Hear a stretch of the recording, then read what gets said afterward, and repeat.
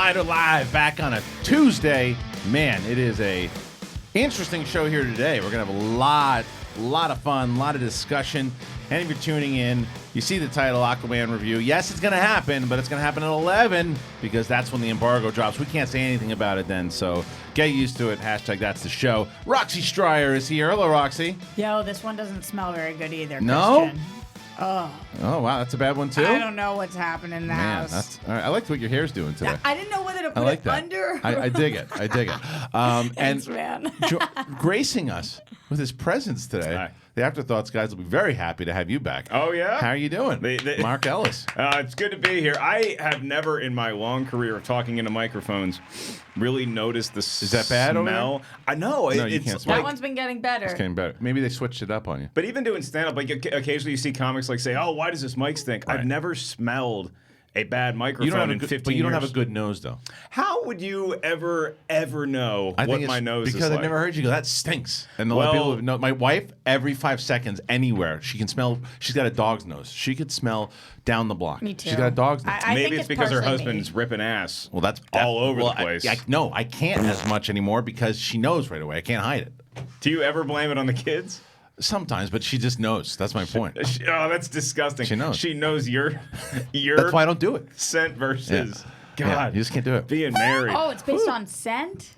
Well, She I kno- don't know. It depends. I guess, yeah, probably. I was thinking based on sound. She Well, what'd heard you it eat? coming No. from one direction. You No. think she wow. No, So that's what we're talking about this early, huh? Welcome back to the way the the show. Kristian and I. What did you say to me? Welcome back to the show. No, what did you say that How you are like you? to talk about on the show? That's true. This morning, Yeah. I want to talk only about farts. That's not what I said. I said that's This not is all. what you I said that's said. why I like to talk It's like about every She squirrels time, and farts. every time we meet, Christian's like, "Oh, come in here," and then he's like, "Close the door." And as soon as the door closes, it's some sort of gas Noise. leak. It's usually burps from the LaCroix. I have to ask you something because we talked about. There's a couple things we're going to talk about because the first we'll bring up the easy subject. I'm excited to be here, by the way. I'm happy to have you back. I am sorry I've not been available. You're not really sorry. I am. Are you I really? like doing the show. Okay. It's not like I'm sleeping in, you know? You've been listening though. Busy every, guy. every episode. Of course I've been He listening. hasn't heard one show since an episode of Schmoes back in the day. It's not like an insult. You don't listen. No, It's you don't just- listen. I either. don't, I'm not a big podcast Right. guy Unless we talked about it's Redskins football. not anymore. No, it was a good I game, can't. I can't do it. Yeah. Like this is the week of my life. This happens every year with the NFL season. Is that there's a week, and sometimes it's October. Right. Sometimes it goes all the way to December. That I just have that week where I have to reevaluate what I'm doing with my life and switch over to the next sport, which is the NBA. I don't know. I'm in a dark place this week. Let's just pretend football didn't happen this week. for your sake Let's as just well. let's No, no, just no, move. I wanna- Let's move past Yeah. football Seattle this had a week. great game last time. Seattle I got her. did. Come Yeah. on. Yeah. See, now you're Thanks for happy. Kirk Cousins, Thanks by the for- way, over there, Minnesota. Anyway, I'm happy to deal with you. Happy to have Clark Kent joining us today. Hello. How are Yeah, you? hi, With I'm the good, Seattle yeah. hat. I love that. Yeah. I'm convinced. Thing would be in the toilet if they lost last I want to night. ask Julie this, and maybe I'll get the chance to because Reilly. Rumor has it Reilly might be hosting a shindig of some sort coming up later in the holiday No season. rumor. You talked about it in yesterday's show. You should have listened. Can I come? You're ready. You're Yes. already invited. Well, I just wanted to know. You're invited. You're invited. I would like to be invited multiple times. You saw the invitation. I need more people there Christian did because not I want to like that. distract them from Reilly so I can sneak into his closet. Because I'm convinced in Reilly's closet there is a hat of every team. NFC West team. I think every team that exists. There's the in gen- Rams. right. I There's the have Cardinals. Who are you a fan of? Seattle and the Rams left. But you When have a I Lakers grew hat, up, too. I have a Lakers hat. Yeah, I know. Of course, I've been a lifelong No, Lakers I'll Yeah, fan. you could be a give him Lakers. Seahawks Clippers. Lakers You have a fan. Clippers hat? No, God, no. I wouldn't be Clippers surprised. I'd get the Clippers hat. All right, fine. No, I've been a Laker fan my entire life. Seattle, I came on too late, I will say. Kings hat? because I don't have no, I'm not a hockey fan. What was I it? have Ben 13, Bateman, I your have partner? 13 Galaxy socks. USC hats. Fight on. And then I have fight on, and then I have one football hat, and that's this. Right. I would like a Rams hat because the Rams came back. I grew up with the Rams, but it's hard Yeah. for me to root for them when I've been a Seattle fan. You for follow the polo team? The Bakersfield Bandits. Yeah, the Bakersfield Bandits are Yeah. good. Good, Yeah, man. Yeah, you where's wouldn't Brett think they're today? really good at polo, but you know, The Barstow Yeah. Barnstormers. Brett is working today. Oh. What did he do in this show? Doesn't he work on this show? He's working his other job today. Fine. I was here briefly yesterday, and I got to see Brett. And like every so often, when you meet somebody, there's certain people in life when it's like if you go a month without seeing them, you're like, I just need to see that guy and give him a hug. Brett's So I was one of happy those to guys. see that with Brett Yeah, yesterday. he's been great on the show. And Roxy and Brett have been getting along very well lately. I love it. I really like him. Yeah. Yeah, I really You like got to him. know who he is now. I still want to know more. Right. I still don't think he's talking enough on the show. Yeah, it's when we talk about movies, he shuts down. He's not. That's why. He's not confident in what he's saying. That's why I'm so tired of talking about movies. I told Because Roxy, of that? a lot of it. I'm just tired of it.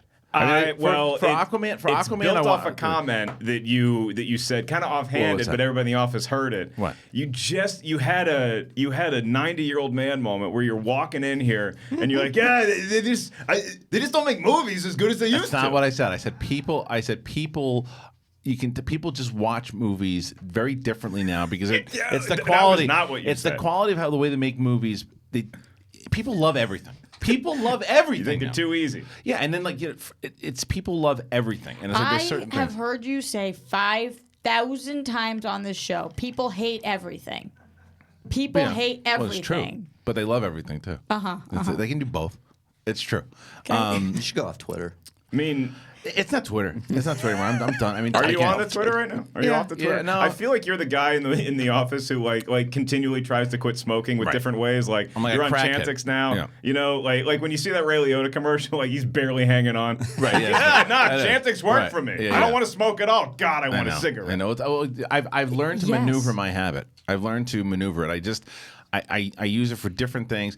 Perfect example is very proud of myself is that I turn it into conversation now here instead of response. Like yesterday, to where there was this really dopey person who wrote this thing to Roxy, and instead of going back and forth on Twitter with this person, I just talked about it on yesterday's show. That's good. That's good. That I would much rather. I had a little Twitter mishap yesterday. Oh last yes, night. this is a great Yeah, story. Tell the story. So usually, because there's so many people in our space that like, as soon as they see a movie and the social media embargo's up, they want to tweet like their actual thoughts, like, oh, I like the production design, the acting's great, direction. And I'm like, you can tune in to see schmoes.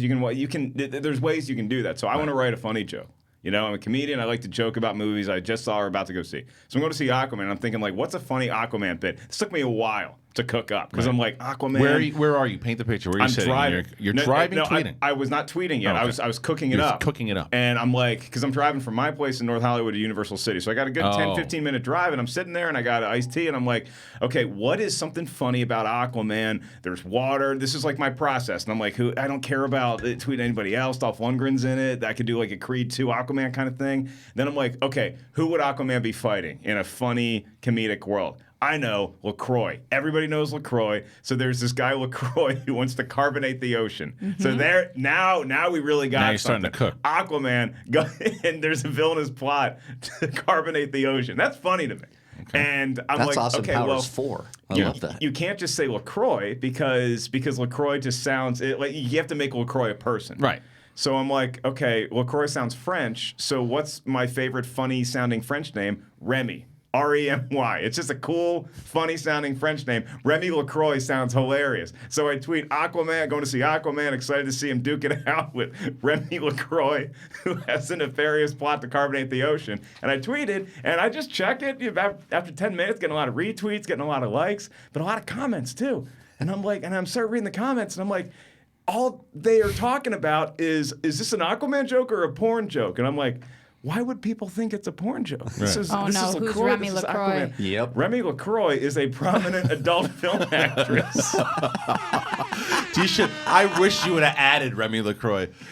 At Remy LaCroix. Is there an at for Remy LaCroix? There is, and I read your faces. It's there's amazing. a number. I'm hot. So there's a number of different like reasons why. Because I'll delete most tweets if they're not doing well. Right. I'm taking them out of the game. But it was doing well, and you got rid of it. It was doing well. I just didn't want to be sitting in Aquaman, the movie, thinking Right. like, how are people taking this? Who's talking to Right. my family? Right. How much porn Are does you Ellis laughing? watch? Are you laughing at this moment? I think it's funny. But you know what the I think thing it's is with funny. that? Here's the thing But with I don't that. watch porn at all. And so like I have Right. no Ever? at all ever. Never. I mean in high school people are like, oh, we go to porn, but You Just watch doesn't no porn.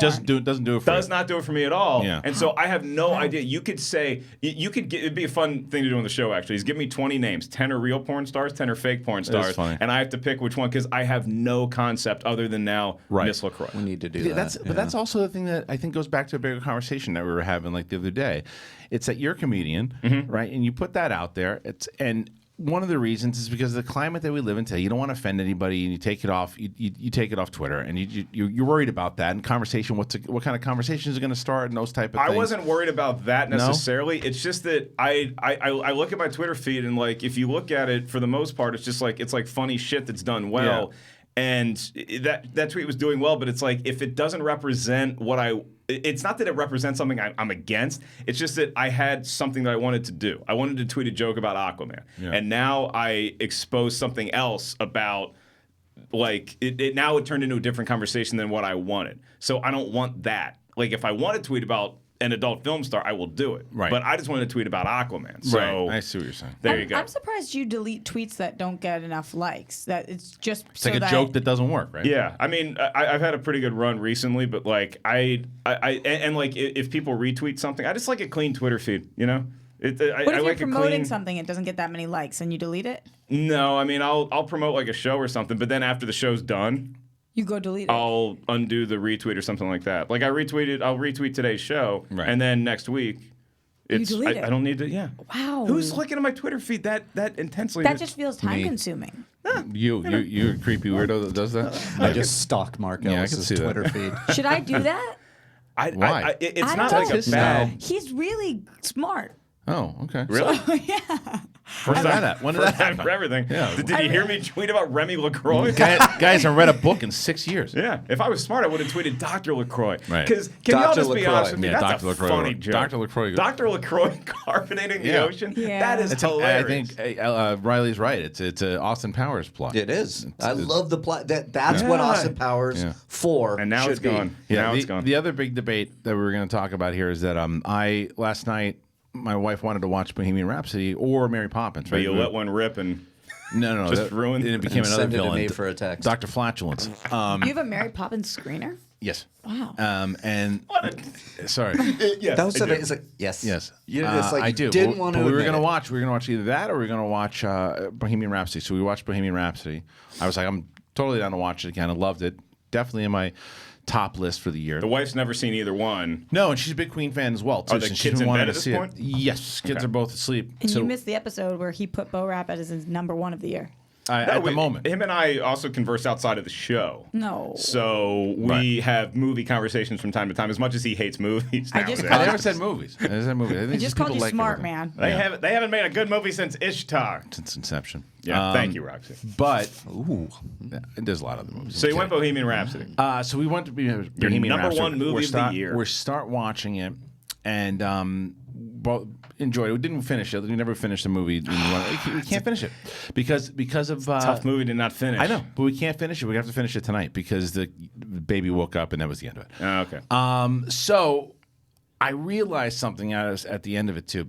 Adam Lambert, I remember because my wife used to watch American Idol back in the day, and I remember his season when he won it. And Queen's one of my maybe top 3 bands. of all Top time. 3? I think so. You got the Doors. Doors. You got Queen. No, Stones probably number 2. Rolling Stones number Stones 2. probably 2, and then right Okay. below Queen probably at 3. All right. And I had never really listened. I knew that Adam Lambert got the gig, but I never really wanted to go in and listen because he just wasn't Freddie Mercury for no fault of his, just because I He ain't the guy. just ain't the guy. Ain't the so guy.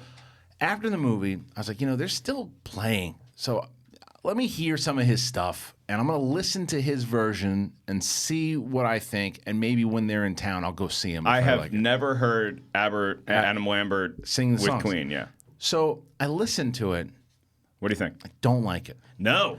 It's not that I don't like him. I think he's a good singer for what he does. And to his credit, he makes the music his own. Like, he's not trying to be Freddie Mercury. That's a smart move. It's an absolute smart move, and it's just not like. Can you play one? This is him.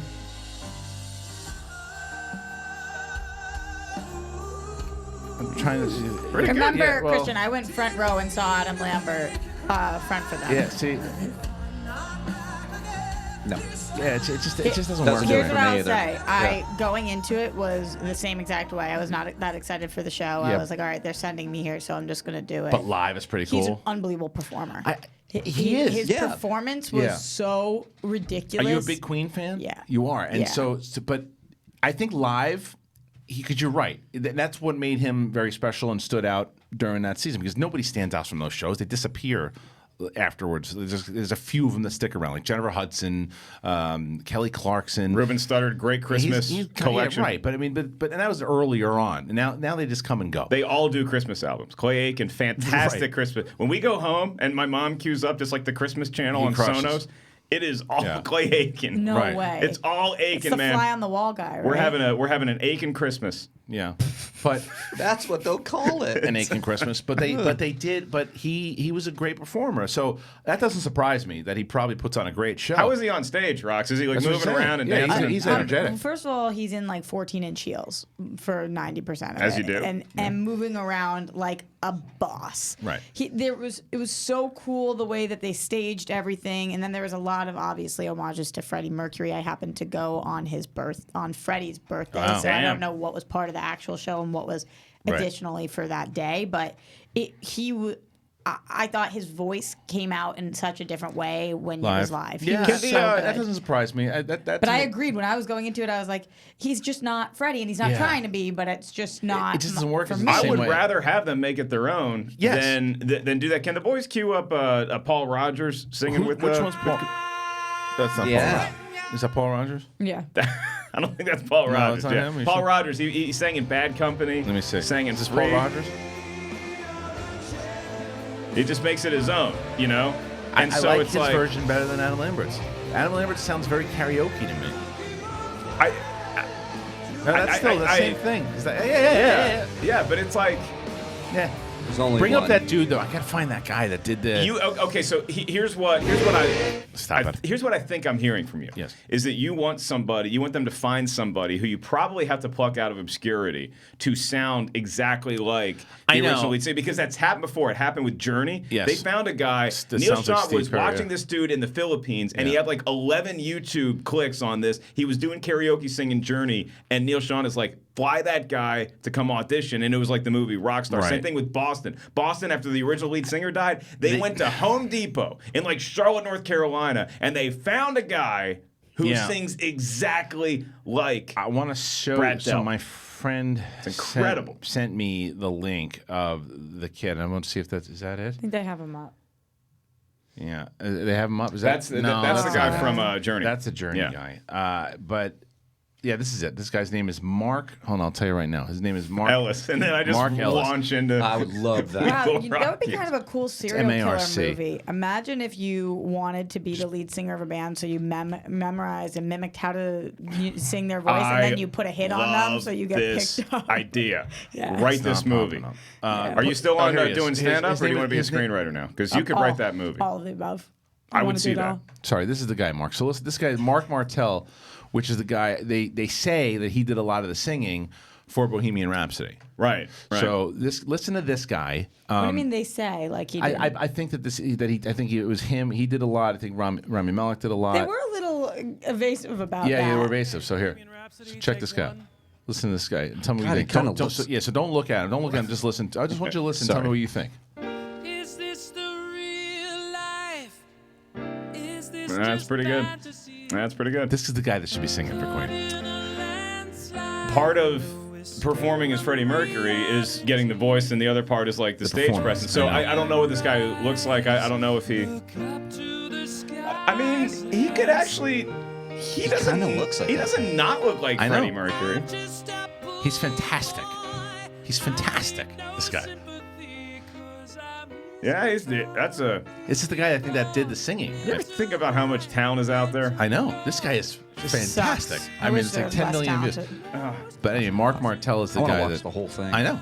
Yeah, God, he's good. he's so good. Yeah, I mean that was what I loved about All the right, turn movie on. is that I totally bought Rami Malek looking Yeah. and performing like Freddie Mercury, and then the way that the music sounded. That's why you're gonna have a great night if it works out with your parenting schedule, that you're able to finish Bohemian Rhapsody because the end of Bohemian Rhapsody. That's what I was looking forward to. Do me a favor. Yeah, You light get me. any sort of gas, hold it in until after the show. Okay, will. nobody wants to smell that Not during Live Live Aid. Aid. No, it's true. I mean, it's outdoors, but still.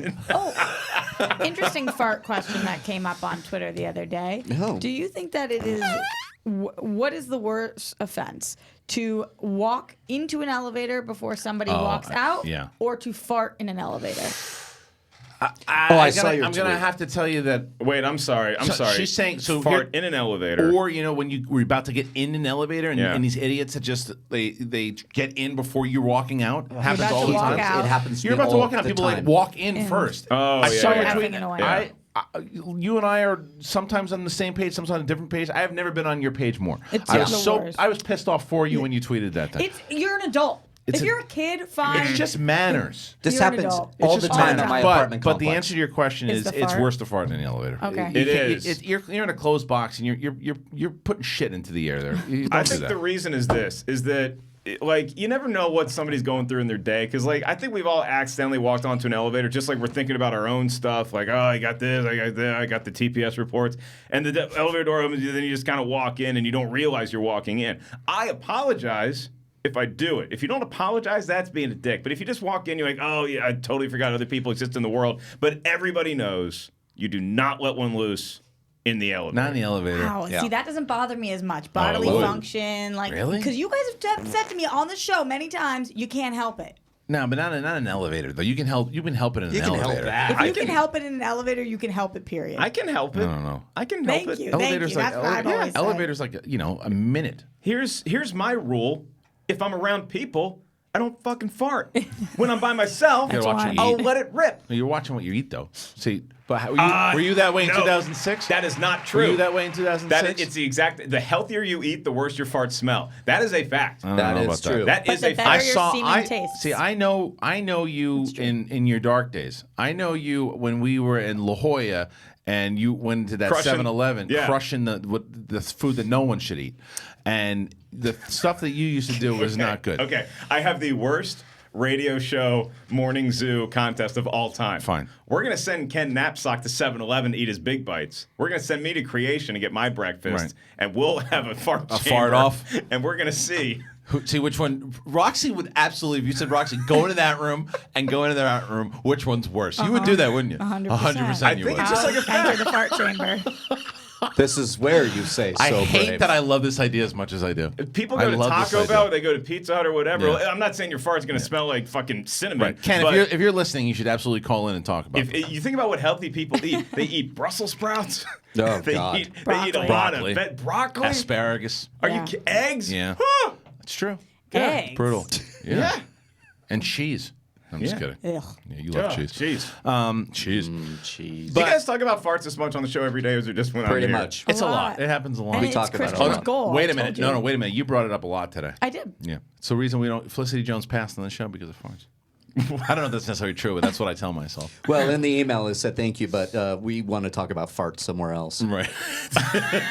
So It was The a way weird you said email to that, get, but I you know. thought Felicity Jones Jones died on the show. I know. Yeah, You- unfortunately, you we paused. farted her to death. Right. You paused very awkwardly with that. I did. Yeah. No, whatever. Who cares? What the hell time is it? She Game died time? doing what she loved, 10:24. smelling farts in a podcast studio. Yes, the former movie trivia Schmodown champion William the Beast Bibbiani is going to be here today, and we're gonna I tell Dorian this later. 'Cause Dorian's going to come in to be on for our Aquaman review, I'm gonna yell at him first because social media.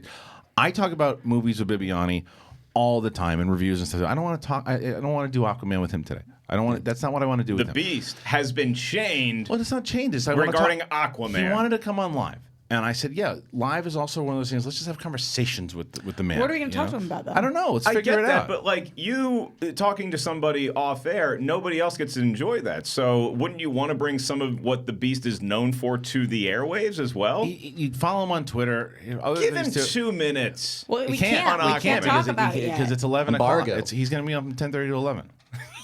and it's you're kicking him out We're right going before to break. he's allowed You're kicking to you talk out too. about it. We're kicking you out too. You're not kicking me out. I got to leave. Well, I'm kicking you out. it's not all Dorian's fault either. It's It's not. not. No, Who Alex. is it? Alex had, it was a miscommunication on our part. Alex put it in the It was description. Alex's fault. You son of a He bitch. put it in the description. Dorian saw it Man. and tweeted it out. So it's all not Dorian's Alex's fault. It's Alex's fault. That's all Alex. He didn't give me a pen today, Alex. You're Alex, you didn't give him a you're fucking You're on thin ice, Alex.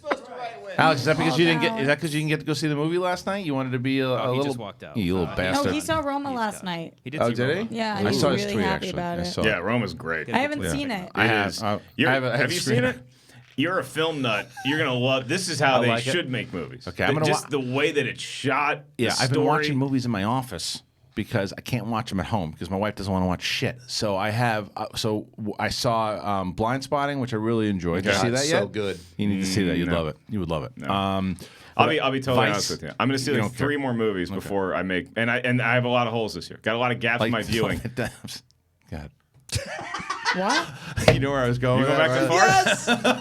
Oh, okay, yeah. I'll let him talk about that. We talked about it. Anyway. Oh, you did? missed it. Yeah, I was gonna reference the The Julia Julia Roberts Holtz thing? thing. Yeah, it's pretty funny. It's like a Tonight Show. You know, Leno always used to have like the headline, Yeah. like the misspelled Yeah. stuff. You and I are working on our best 10 and our worst 10 of the year. Yes. I made like my like Yeah, I do my each. top 10 We'll and probably do it in my this worst room. 10. Yeah. I hope we get to do it in this room. For worst, I only have 6 movies. Really? Yeah, because I've avoided seeing other movies that I think look bad. So I have 6 movies, and then for best, I I'll have give you like 4 of mine. 20, 25. Shoot. No, I'm saying I'll give you 4 of mine. No, that's fair though, because like for example, Robin Hood. I didn't Right. see it. I But don't hear good things. But we can probably assume it's terrible. We can assume it's terrible. Right. So, but I don't want to assume it's terrible. So I can play So off it won't yours. make the list. And then I have 6 Right. that are really, bad. Did really you bad. see? I Really don't. I don't know if the embargo's up on this, but I didn't see it, so I'm not spoiling anything. I hear that Mortal Engines is the worst. Is Did the you see embargo? that? The embargo's up tomorrow. Oh, tomorrow. And We I can will talk tell about you, it is not the worst. Okay. Oh. Yeah. Okay. I didn't say anything else. I can about tell it. you that I saw it. Oh, Yeah. Good for you guys. Yeah. I have not seen it. Yeah, I've seen it. We'll talk about Oh, it you know tomorrow. what's funny? Is I it love how we walking out can of see Mortal Engines, Kristian and Bibbiani having a film conversation? Did we? But we missed it here on live. About weird. Mortal? I don't know. You guys were talking in the Oh. lobby and I left. No, I don't remember. It's me. It's not any like film critics or anything like that. There's some sort of social You want anxiety out. I You get want out. after a movie. Yeah. How do you Hey, feel guys. when you? Yeah, sorry, I'm interrupting. We got a phone call. Oh, we got. Perfect. Oh. Yes, Is sir. this the? Is it Felicity Jones? No, it's not. Is this co-owner of the new fart chamber? What's going on? It's Ken. Oh, So did you? hey Ken. You know, first of all, I expect a lot more class out of Mark Ellis, but I guess he's tweeting about porn stars now. So he's talking about fart boxes. So what do you I'm think? sitting What do you- here- Yeah. Yeah, go ahead, caller, go ahead. what do you think? What do you think about this chamber idea? Look, first of all, let me tell you something. I could win this without going to 7-Eleven. And let me dispel a rumor here, because by the way, I'm sitting here eating eggs, which would help me win. There you go, apparently. yeah. I'm recovering from possible bronchitis. Oh. And I don't know what's going on. And I want this clear. I've never eaten Big Bites at 7-Eleven. I go for the coffee and I go for the donuts. Oh. Really? That's a nasty rumor from Mark Oh. Ellis. What about nachos? Yeah. Ken. No, Ken, I've you- never had. You've any never of the had 7-Eleven hot anything. food. What's Ken, wrong? you've You don't never trust had- the meat? Ken, you've never had anything that rotates at 7-Eleven? No, the only thing that I had rotate at 7-Eleven was my morals after Finstock and I got drunk at 3 a.m. there.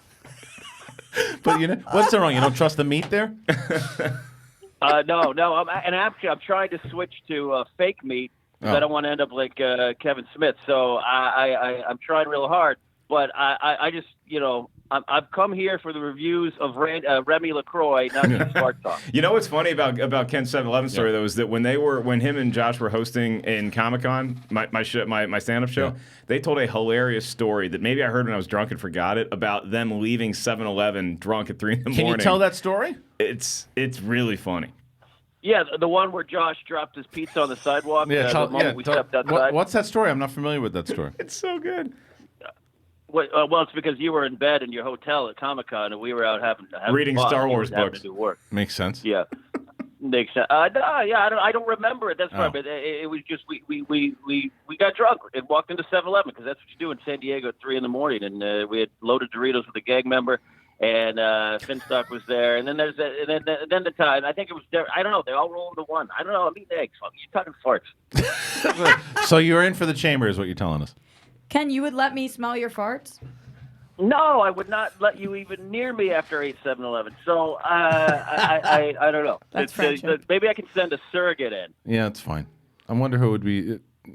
Who cares? You know what we are going to do that's going to be fun, and probably reek, is that I'm going to be driving. I'm gassing up the Ford Fusion, and I'm going to drive up to Phoenix to do my show there. Josh and Ken are going to co-host again. That show, the theater show I'm doing in Phoenix in February 1st. So we're going to drive there. Cheaper than flying everybody, so we're going to drive up there. 6 hours, me, the boys, on the road. We all love, like, your AM, PM, stopping at gas stations every so often to fill up on treats and so stuff. good luck to you all. It's going to be a bad... Can I come? Well, listen. No, You're more than I welcome don't to think you're come. gonna want to. I gotta get the beast in here. So, Ken, thank you for calling in, and then we'll call on you again to do these flyby calls because I love them. I miss you, Ken. Friends lunch soon. Hi, Ken.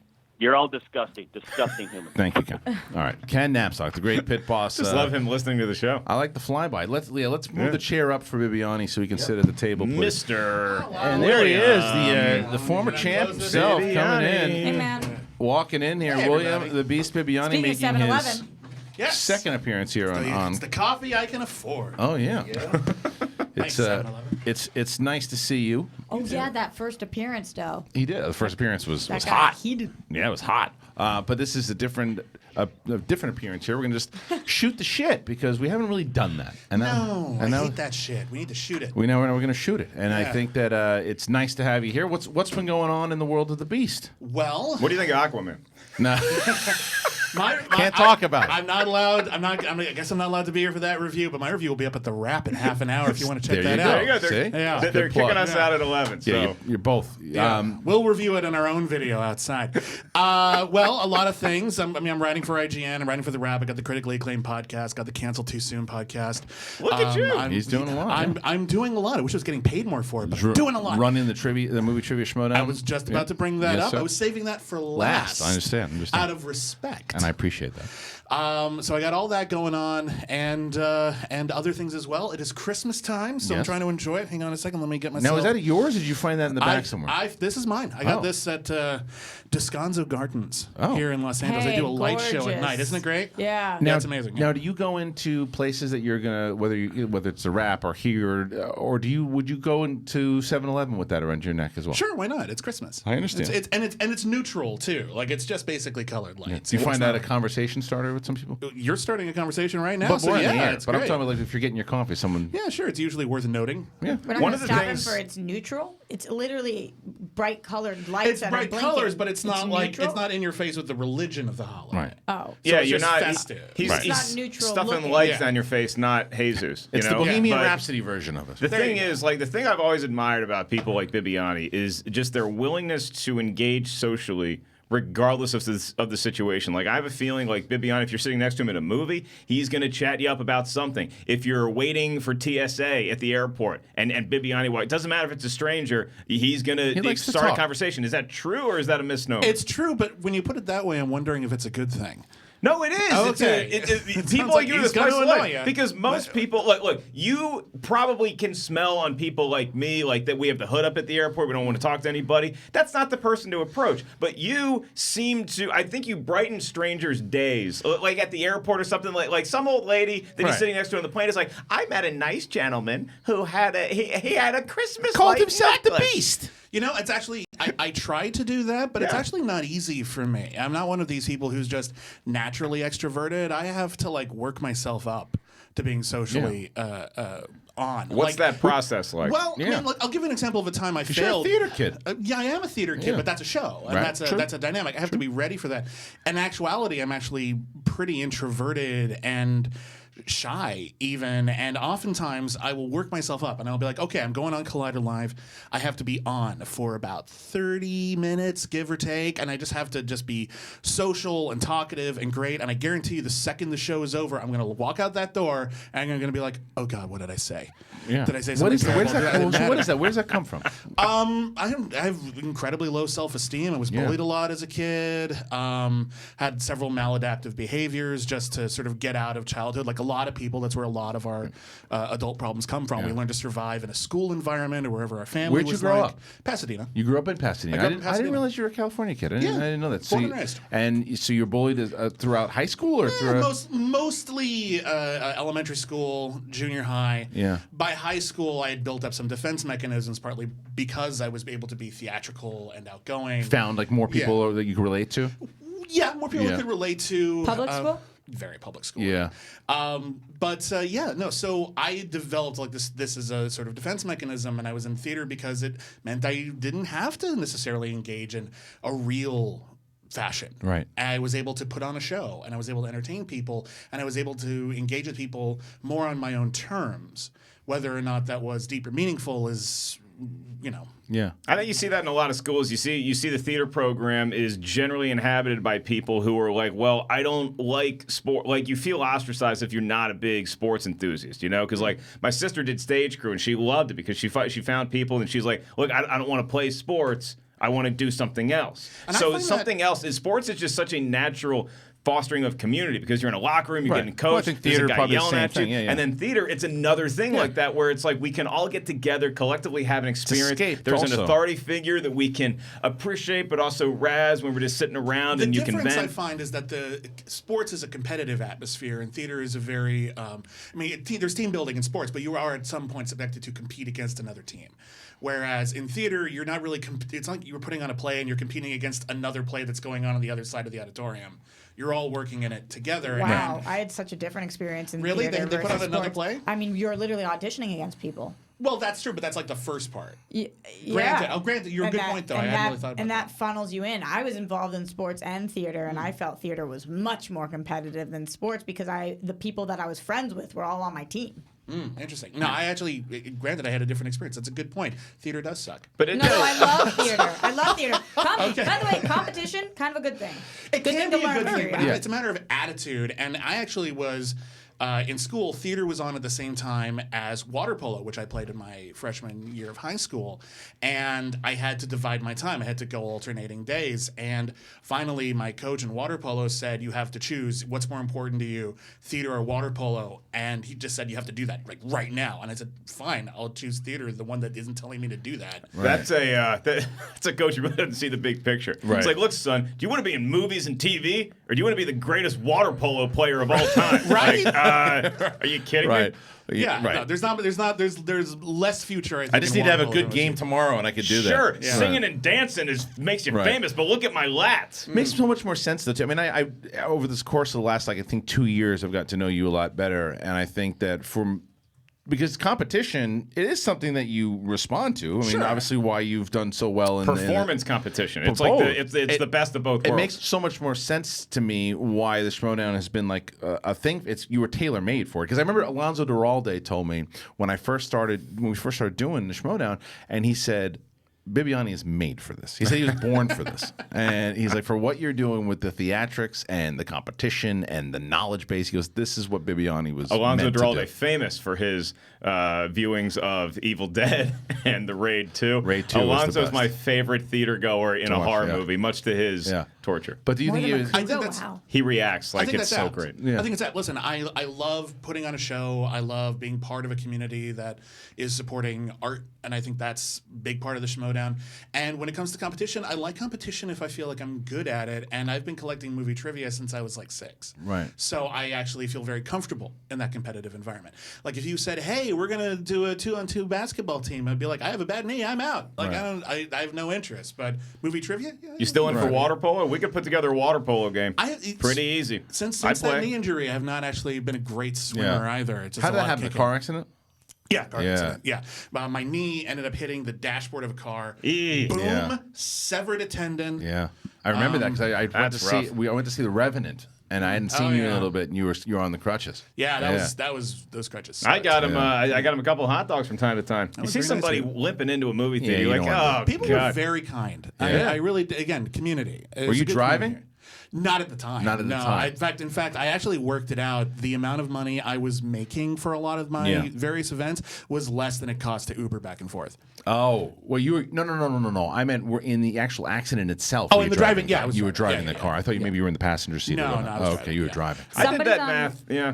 Go ahead, Rox. Somebody's on crutches. Somebody's pregnant. Who do you let sit down? Pregnant. Whoever wants to.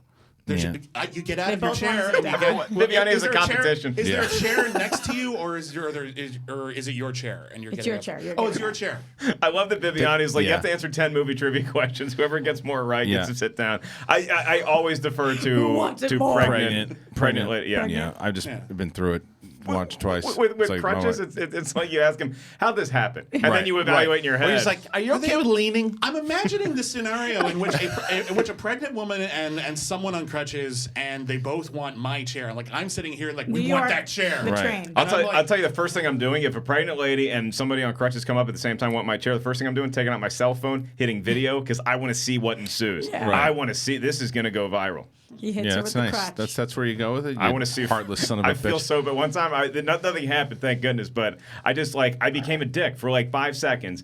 There was this guy who was walking. He was in an airport. And he was walking towards the escalator going down, and the way he was walking, he was looking on his phone. He was like looking straight down. You could tell he had no concept of the fact that he was about to step onto an escalator going down. No, and I'm watching this happen, and You I'm didn't like, say anything? I'm thinking, hang on. I'm No, thinking. you didn't say a I'm word, you thinking liar. in my head, like, this guy deserves this because he's just looking so far down on his phone. He's going to fall, and he's going to be a better person for it.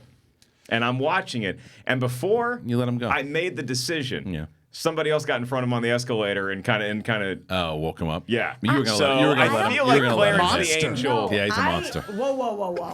I think I saying think I would have something- said something. It's so. How do you say something? Look out. Yeah. Look out. Yeah. I don't say For look out. walking? Excuse me, sir. I say look heads up. up. I'm a heads up guy. Don't fall, stupid. Probably still heads up Yeah. for me. I like heads up. I like don't fall, up. stupid. Heads up. It's very sports. Watch term. out, you imbecile. Stop looking at your phone. That's How about right. that? Sir, I implore you. You are about to fall. I recommend that you stop. Right. So, or you can If just time say, is not a factor, if you have a moment. or you let him fall and you go, I was gonna say something, but for That's the the bit, worst. for the bit, I let it go. I was taking a video. You'll be viral in You'll be minutes. good. I follow him down the escalator, and Yeah. he's just in tatters, and I'm like, sir, you're going to be a better person for this. Right, or at least my Instagram Congratulations. feed will be. I want to move on because something I saw this morning because we talked about it in yesterday's show was the whole Oscars, the whole thing. Well, the Kevin Hart situation. Now the new thing with Oscars. They have a new host yet? This is Let him Now, talk. I can finish, Mr. Ellis, with your loud voice. what they I said. naturally project. I know. It's a beautiful thing. What they said was that the Oscars are considering not having a host at all and doing what like Saturday Night Live. There's just kind of having people come in and out. And they're apparently they're panicking. I think this is from either Variety or Hollywood Reporter. I forget where I read it this morning. Yeah. But they are panicking. They don't know what to do, and they are just going to kind of maybe just have a bunch of celebrities just kind of rotate. What say you? I think they're morons. Yeah. I think that's incredibly. I think it's stupid on a bunch of different levels. One, you want a singular MC, not because they're a big celebrity draw, but in order to smooth out problems in the show. And if you just shove random people on stage, they're not going to be prepared for that kind of thing. Remember when David Niven hosted the Oscars and there was a streaker? Oh, right, You know, if you right. don't have someone who's ready and on their, ready to actually take a bad situation, trying Chaos to turn it can into good. ensue. Yeah, you want someone who's actually a master of ceremonies. Right. Secondly, the idea that, look, we tried Kevin Hart and we're all out of ideas is intensely stupid. And I've heard this narrative that They didn't have a backup plan. no one wants to do it. There were stand-up comics and show hosts on social media saying, we'll do it. Right. Patton Oswalt would do it. A whole bunch of female comedians said, we'll do it. Why aren't you even considering Well, what us? they said also with the report is that what they're also worried about is that it's like a safe host because they're worried about getting somebody risque. Yeah. Because of the time we live in right now, right? But they're also worried about getting someone too safe because the ratings have been down the shithole. Then you've heard my theory for this. Which is? the Muppets. I did hear this. Yeah. Disney owns ABC. Disney owns the Muppets. I The like Muppets that, are yeah. famous for putting on live variety shows, and even if it goes bad, that's the Muppet way. And they could do what they actually want to do because you could just have a different Muppet out every time. Yeah. Like what they want. Here's the problem with I this gotta tell news you. is that I love the idea of as an experiment having a bunch of different hosts. Muppet, human, whatever I it gotta is. tell you, I like the Muppets idea. the Muppets, but- people will tune in just for that. The problem with do like that it. is that now I would have loved that idea as an experiment, not going forward, but as an experiment this year to try to goose ratings or whatever. But now that they're in this hole that they dug themselves because they had a singular host and that didn't work out, so now they are panicking. So now it looks like a panic move as Backup opposed to plan. something that's actually creative, Right. because they don't want anybody else to come in and they don't want to, because whoever you pick to host the Oscars now, if it's a singular person or a comedy team or whoever it is, they're going to be compared to Kevin Hart. Yeah. And I think that they want to get away from that But conversation. Remember when that happened with Eddie Murphy? Eddie Murphy was going to host the dropped out 'cause Oscars, of the and then Ratner thing, right. Brett Ratner was producing. Brett Ratner is Brett Ratner, Right. And everyone associated with it just put that aside. Eddie Murphy would have been a great host. I still think you could bring him back. Why not? But I don't think he wants to be involved. I with don't it. think he wants Yeah. to be in involved the, right now. in, This in isn't the where he wants his career. climate, the same climate that Eddie Murphy's stand up in the 80s, he would they would ask him to apologize for Raw. And then he for could, Delirious. and then he would host the Oscars. If he and wants it to would be apologize. fine. But I feel like I could name literally 100 people. Yeah. I could name 100. Finish your point though. Where you were Where going was with it? I'm trying to remember where it was now. We've all been Theater through kid, it. water polo. Eddie Murphy. Yeah. Look, listen. It's an easy. I don't care what anyone says. The Muppets? It's the Muppets is Yeah. a brilliant idea, and they should do it, and they can do it, and there's no reason not to, and it's brilliant, and they should give me all the credit. But beyond that, this is a hosting job. Yeah. You can do this. This is not complicated. There are tons of hosts, stand-up hosts, talk show hosts, actors who would be happy to do this. Yeah. And I'm sorry if you can't find a couple of candidates who aren't jerks or don't have like terrible histories of really I know the offensive choice. jokes. Yeah. There's a ton. I know If the you can't choice. find that, The choice is The Rock. The Rock would do it. The Rock would Choice be great. is The Rock. The Rock, and I don't hear this. That he's too busy. The guy has 87 versions of himself. He does Yeah. everything. Yeah. He is a natural performer. He. He's going to be there that night anyway. Yeah, that's what I'm saying. He's also the other thing that The Rock has done is that I have seen The Rock obviously in wrestling, but I have seen The Rock at D23 in one of the most before he came out, one of the most boring presentations ever. And this is when they were promoting Moana. He came out and just ignited that crowd. Yeah. It was a jolt of energy that everybody needed. Yeah, Alan Horn, not quite the jokesmith or the Alan Horn has personality. made some nice moves, but and I respect him as Him business. and Iger, he yeah. should never be on a microphone. But the question is not, hey, Oscars, ABC, can you back up a dump truck and give The Rock all this money? If I'm The Rock, I say, no way in hell am I going to take that job. Because Why? Because everybody he's Kevin gets, Hart's buddy? No, everybody gets criticized the day after the Oscars, no matter how well you do or how poorly you doesn't do. care. The Rock, Dude, why would you? If you're The Rock's agent, that's the dumbest thing to do because he disagree. is riding so high on everything he's got But going on. what if he right crushes now. it? Unless he wants. It doesn't matter. You can't get then any it's safe. bigger than Yeah, The Rock. Then it's He safe. opens himself up to a whole brand new audience. I don't think. I don't think there is a brand new I audience. think for The him. Rock He's is got everybody, everyone. but I don't know, old ladies? The Yes. exception to that, Mark, is unless he wants to, unless it's a dream of his. Right. If it's a dream, sure. Yeah. Like. Yeah. Remember that? Cooking. Can you imagine Helen Mirren and Meryl Streep just chanting along? And to they that? would. I'm not saying it wouldn't And be a then great he, like, show. Body slams. I don't know who's a front runner Yeah. this year. Like he Timothy Chalamet. Timothy body slams Timothy Chalamet like right on the I'm stage. not I saying wanna see that. it wouldn't make a great show. I'm just saying it like why would you open yourself up to that kind of thing when you're already riding high? You know who a great choice couldn't that be is. said for everybody then? Yeah.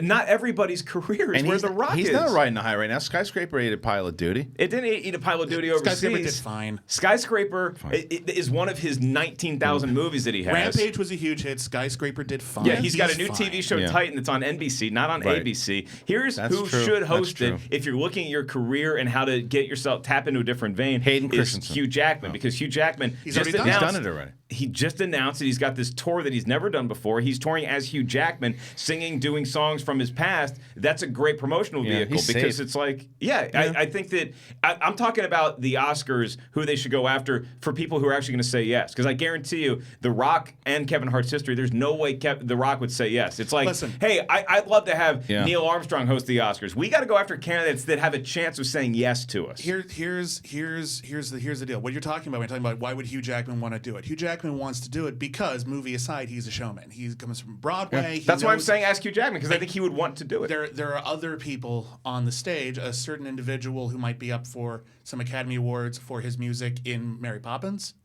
Lin-Manuel Miranda Be interesting. is a huge star on Broadway. People love him. No one's ever said an unkind word about him that I'm aware of. Well, you should have been in the office earlier. But, Okay, yeah, we'll well- talk about No, some- I've heard some people that didn't love Mary Poppins the way that I didn't love He's an Mary embargo, Poppins. though. We'll but- talk I tomorrow. We'll talk I about haven't it. seen it yet. I object to everything Disney has ever done with Mary Poppins, but She's not a good babysitter. It, Not a good babysitter. I meant in terms of like creator rights, but anyway, Lin-Manuel Miranda, people love him. He is talented. He is.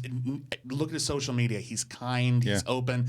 He is a great singer. Like he could. And the music knock this numbers thing would out be of the park. great. Music numbers would be amazing. Yeah, that's he a could good whip them choice. out over I lunch. like where you're and it'd be going. better I like than where you're most of what going they so do. far with this. I think that the other reason I think you don't like that. The other thing that should be talked about when you talk about, let's say, Hugh Jackman, or I think what the Academy wanted to do was they also wanted to have a person of color be host this year. How about I think Ali that was- Wong? Lin-Manuel Miranda. Yeah, well, that's why Lin-Manuel Miranda. Ali Wong would be great. Thanks. Ali Wong would knock it out of the park. Yeah, Ali Wong's pretty good. I love. I think she'd be a great pick. Person of color. She's a woman. She's funny. I want to laugh. I don't want to tune. That's why with Lin-Manuel Miranda, I just feel like I know what I'm getting, and it's going to be big, and it's going to be loud, and it's going to be a show, and I like that usually. But like, I'm so tired this year. Somebody make me laugh. I actually 100% agree, and I think and this is why Lin-Manuel Miranda is like my second choice after the Muppets.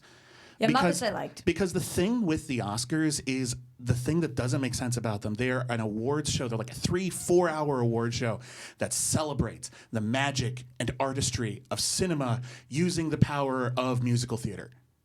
That's not the same thing. I want people who are actually like gonna entertain me. I don't want I remember when they did we're gonna do the score to Thin Red Line with Jazz Tap. Here's the problem. Here's the problem with the comedian side of things that in general happens with the show, right? They start off big. That crowd sucks. In the start of the show, Yeah. it's always big. There's a big sketch that they do, and it opens up really funny. Oh, that opening bit was amazing. They come out with a musical number, or they start telling their jokes, and everybody. Then it just becomes the same kind of formulaic garbage. And then they have the president of the Academy. Get the hell out of there. No one wants to hear you. Put it on the website. No one wants to hear you. We're talking about the general audience, not just the. No one wants to hear those people. They don't know. Everyone's going to take a dump or going to get food at that point. So the other thing to do, I like the Lin-Manuel Miranda the best because keep me entertained and sing me a song. Let's just move. Make it a funny song. I think that the best Oscars monologue You know what for I the mean? show is I think Billy Crystal was a great host because he could tell jokes, but he could also do a version of singing and combine all the stuff. That's why he became such a great host because and he's a very funny comedian too. If you just have a straight stand-up comic, which they've done in the past, it's very hard because that crowd is very tight to get kick bored off. after 4 hours. So too. yeah, That crowd is not here to be, pooped on. Remember when David Letterman did his Oprah Uma thing? We're here to celebrate literally what we consider to be, as their peers, the greatest works of It's art not Golden of Globes. the year. The Golden Globes mean nothing, Right, it's so a it's party. okay taking the piss out of Right. it. But the Oscars, what the Oscars have, I know people are just like, well, we need a popular Oscar so that people watch.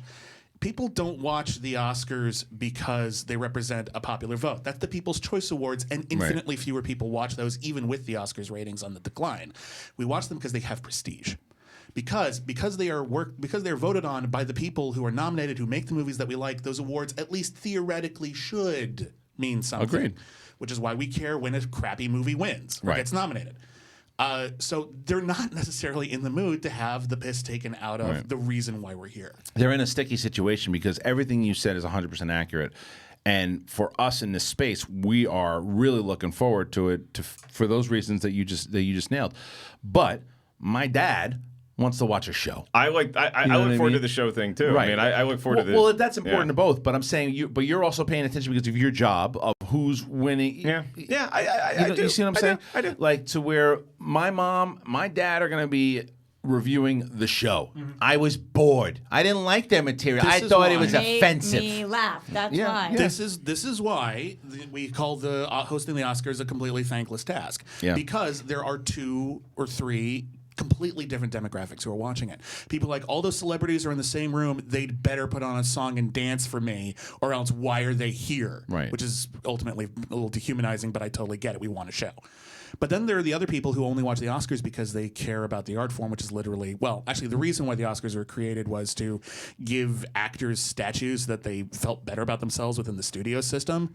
But since then, it's become a sort of appreciation of the art form. It can evolve, and I think the consensus in the room here is Hathaway and Franco again. Oh my Get God. that, Can give you them imagine? another chance. How Get did you them know I was back up singing there. that? How did you know? Oh my God. But this Hathaway, time- Hathaway gets the bad rap. No, she tried. She did a great She job tried. because I think this time she gets to take off the second half of the show, and Right. Franco's got to do it by Tune himself. out. She Yeah. can come stone this time. She literally carried Yeah. the second half. Like you didn't. He was Second already half. on a plane. He was in cuckoo Yeah. land. Who hosted SNL this year that did a good job?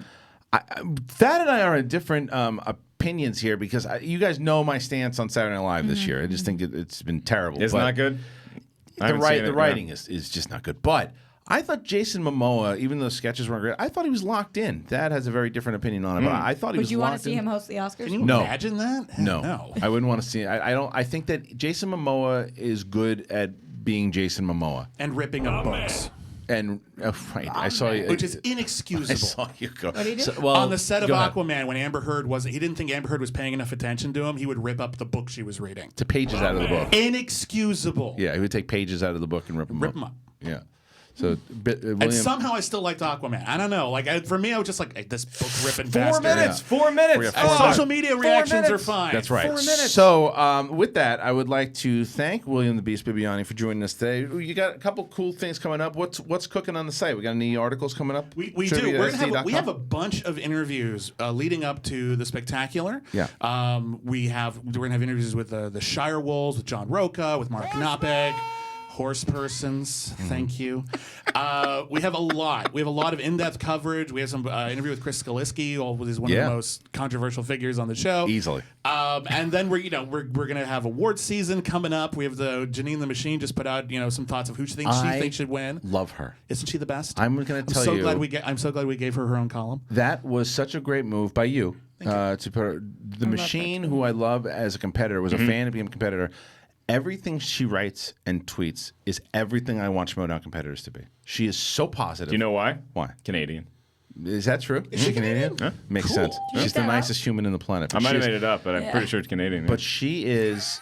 Listen, she is so sweet. She had her predictions today. She is locked in. She's a great writer.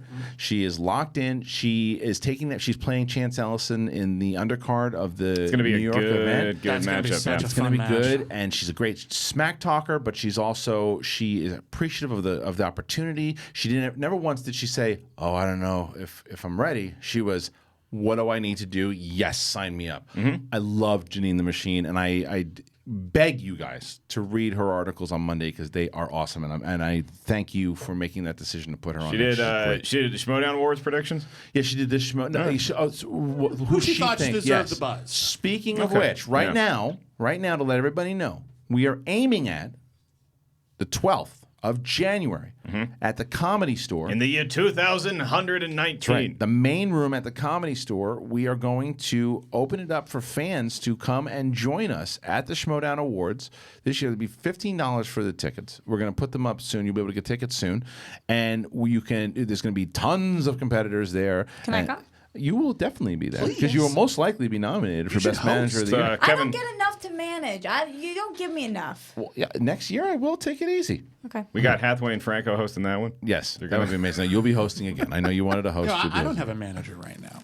I keep Oh. asking. I keep sending out applications to the Five Club, and I keep getting rejected. Well, we'll see what's going to happen. First of all, next can I year. tell you something? It's not No. a great ringing endorsement of my hosting skills. What? If you say, "I know you wanted to host," you can host. Yeah, that was It's like kind of a dick thing to do. Didn't As mean it. as I'm about to exit the studio. Here's the reason why you were so good last year. Yeah, you brought the house You down. were You did. so good last That- year. no It's one- not even a You question. can never top it. You No. can never do it Dude, again. You've You've ruined it forever. We're actually not going to have a host I this wish year. you would have just walked off like Jordan the I'm first trying to time get and the not come Muppets to back. replace you. Jordan got 6. Now you're going to be Washington Jordan Bullets. got 6 rings. It's going to be this is just going to be the Washington Bullets. All right. Well, thank you to both Mark Ellis and William the Beast Bibbiani. Where are you performing? Anywhere they can watch you? Comedy Store this weekend. You can get tour dates for New York, Phoenix, Seattle, Chicago, all that good stuff. It's my pinned tweet at Mark Ellis Live. Champ, you got anything? Yeah, I got the Cancel Too Soon podcast where we review TV shows that lasted only one season or less. We also have a Patreon with bonus content, patreon.com/canceltoosoon. Got the critically acclaimed podcast over on the Schmoes No feed. And I got reviews up on The Wrap and IGN. And you can follow me on Twitter at William Bibbiani. The Cancel Too Soon podcast. You know who should host the Oscars? Parker Lewis. He can't lose. Nice. All right. Well, with that, we are going to go to break. When we wore get back, Hawaiian shirts for so long because of that guy. we will be talking about Aquaman. Myself, Roxy Striar. Dorian Parks is going to join us as well as I liked it. I liked the movie. Outlaw's gone. He's I not liked even the here. movie. I liked it too. I liked it. It's 11 a.m. I liked it. Bye.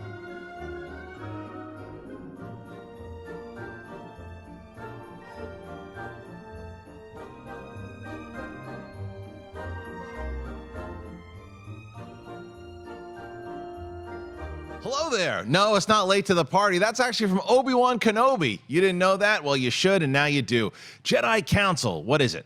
It's about Star Wars, obviously. It's Jedi Council. Every week, the latest and greatest in Star Wars movie news. Myself and Ken Napzok, that's right, the pit boss himself. We have a guest on, and we talk about everything happening in the world of Star Wars. If it's the movie news, the TV news, canon news, comic books, games. And then we take questions from you guys on Facebook and Twitter. It's a lot of fun. We've been doing it for a couple of years now. I'm still excited talking about it. The fan base is coming together again. I believe it is. I think it is. I hope it is. And we're talking Star Wars, so we like you. That's right. All of you. If you're not a fan of Star Wars, come on over and join us every Thursday for Collider Jedi Council here on Collider Video. And we have an Apple Podcast feed or Podcast One, wherever you want to go if you listen to podcasts. And not only do you get Collider Jedi Council every week on Thursday, The Rule of Two with Mark Fernandez and Mark Reilly, that's on every week. And I believe it drops on Wednesday. It's on one of these days. It's a good show. You should listen to it. I like it. I listen to it. I haven't listened to it once. Hey guys, Ryan Satin here from ProWrestlingSheet.com. And if you're a pro wrestling fan, which I hope you are, even if it's in secret, then you should be checking out Wrestling Sheet Radio Weekly. We've got a bunch of shows in the podcast feed. We've got weekly recaps from myself and John Roca, which you guys will probably know from the Collider family. That's for Raw, that's for SmackDown. We've also got the weekly roundup of wrestling news. It's a show I host called Wrestling Sheet Radio with Jamie Iovine and Elijah Bates. And we've also got a bunch of other stuff in our YouTube channel, youtube.com/c/wrestling sheet. So check it out, subscribe, and I hope you guys dig it.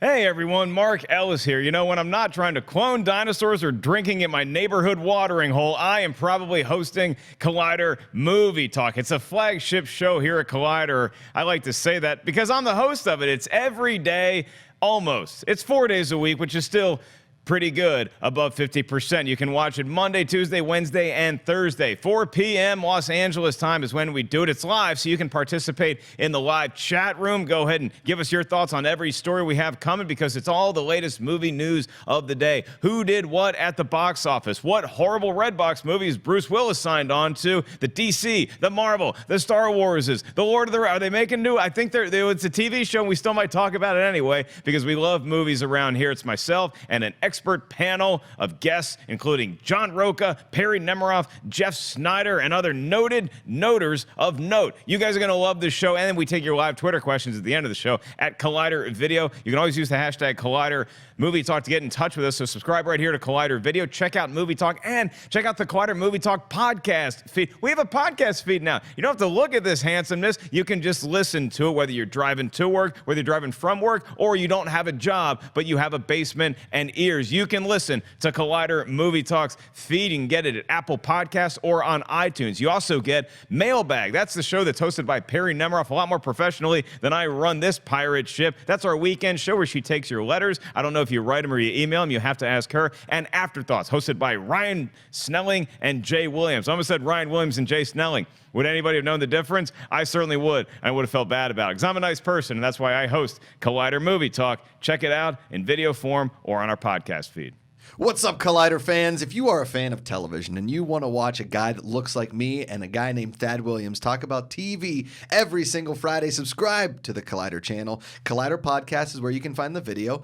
We have our own iTunes feed, hashtag Collider TV Talk. You can find on iTunes or wherever you find your podcasts and you listen to them in your ear holes. That's where Collider TV Talk comes at you. We talk about TV news. We talk about shows we love, shows that we don't love, and most importantly, we don't read any books because TV has nothing to do with reading. We also have a show called Hypothetical Questions with myself and Roxy Striar and all kinds of reviews right here at the Collider Podcast channel and the Collider TV Talk feed. Subscribe, rate, like, tell your friends, tell all your friends to tell their friends, and before you know it, it's a pyramid scheme of television. I'm Josh McCouga. You can see Thad Williams and myself along with Roxy Striar and all the Collider personalities all the time right here on Collider TV Talk. As always, put down the book, pick up the remote. Hey everyone, I'm Scott Movie Manson. Just to let you know, if you already don't, every Friday here on Collider Video, I host a weekly film review series called Movie Review Talk. The title says it all. Every week I'm joined by two guest critics of my choice, and they're never the same. We review the new films. We pick something that's streaming that you might not know about, but is really great. And we pick a Blu-ray for something that you might have missed in theaters. It is fun. It is infectious. It is the Citizen Kane of movie review shows, and it's only right here on Collider with this guy, Scott Movie Mance, Mr. Movie Release Dates himself. Check it out every Friday at 10 a.m. Pacific, only on Collider Video.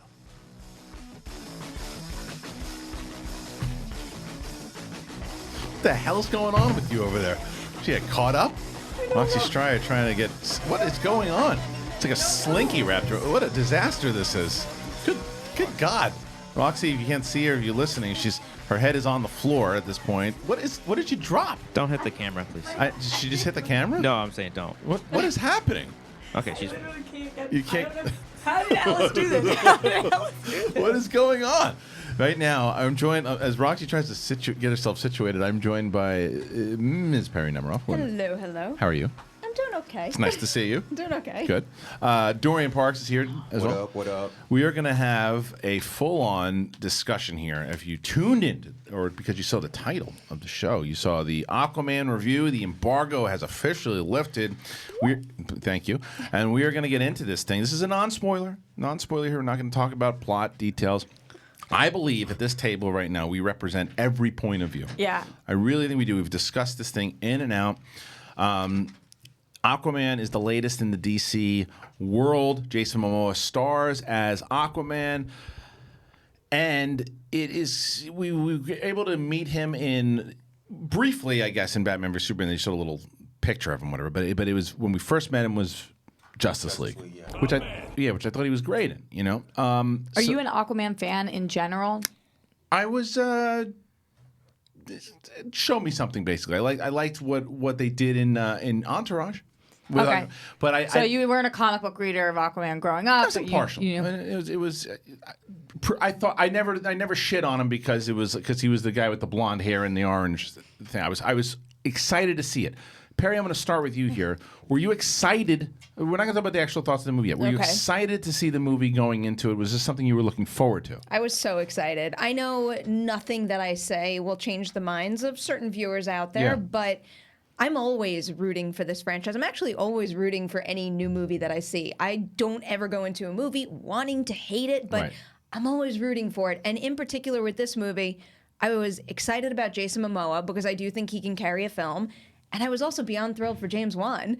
I am a die-hard James Wan fan from the very, very beginning, whether it is his horror material that made him famous to begin with, or even some of the stuff he did on the Fast and Furious franchise. Yeah. I think he is insanely talented, and I wanted to see what he brought to this world. Dorian, same type of question here is that obviously through Geeks of Color and your work, stuff you've done with heroes and just in general, this is your genre. This is what you love. Like, going into this, I was definitely excited to see what Jason Momoa. Oh, can you hear me? Yeah, can you better? Yeah. I was definitely excited to see what Jason Momoa was going to bring because him and Ray Fisher were probably the highlights from Justice League in my opinion. So I was definitely excited to see what they did with this movie. So you were excited going in there, and you've seen the movie twice. Twice now, okay, yeah. So that's you obviously knowing from your work on DC movie news, and you've really gotten into the DC universe. We've heard your thoughts on Aquaman as far as going into it and being excited. This was a movie that, did you think that this had the potential going into it to be better than Wonder Woman? As far as I think universally people think that Wonder Woman is the best DC movie. I thought it was going to do different things for my soul. Okay. What Wonder Woman did for me, I didn't think it was fair to put on Aquaman because it's a completely different experience. I understand. But at the same time, I was hoping that it would have that kind of heart and that it would move me and affect me in not the way that I was affected by Wonder Woman, but in some kind of way. Right. And that's what I was really looking for. I did not want this to be a silly Aquaman. I wanted this to be a badass, more current Aquaman, not the entourage fish It's like they story changed that it we up. heard. And what was the comic? And is Reilly in there? Like in New 52 recently? Yeah, Reilly. What was that? Roxy, say that again. In New 52 Yes, recently? the Yeah. New 52. They switched him up completely. And that's what I was so excited about because I love New 52 and I that's what got me so excited for Shazam as well. Yeah. I just think that the way that their storytelling is really great and they're bringing a lot of truth and heart and light to these characters.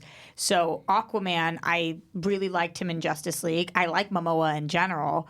I was slightly nervous about Amber Heard because I didn't know her as a performer as well. But I was like, okay, this is it. This is it. Right. And so, yeah, I was all in going in. And I was as well because I like Jason Momoa. Jason Momoa, obviously, the Game of Thrones was where he gets on the radar, right? But and I mentioned this last night when we went to see it. There's a performance of his that I think is very underrated. He was the villain in a bad movie called Bullet in the Head with Sylvester Stallone, and he has an axe fight. What year is Stallone. this? I don't know, 2010 or something along those lines. Something like that. It might have been a little more recent than that. Maybe, but it's in the general area, and it was right when I guess Stallone was having his resurgence with Expendables, and he was starting to have more action movies, and so Momoa comes out. You're right? It probably was more recent because Game of Thrones didn't come out until 2011 or whatever. Who cares? I don't know movie release dates. Neither do I. So the point is though he's got something, right, and he's just got a very laid back attitude about himself, and I thought the surfer Aquaman, but is still a badass. That could be cool. So going and James Wan, I'm a big fan of. With this, I'm not the horror guy, and Conjuring is one of my favorite movies of the last 5-10 years. I love that movie. So let's start out here. Going into the movie itself, and as it starts, I don't listen to some of the social media and people who had really great thoughts about it. My overall thoughts in this movie was that it was just okay. That's what I'm going to say with this movie. I'm on the point of view that I think it was just okay. What I found there are a lot of things inside of this movie that are really good.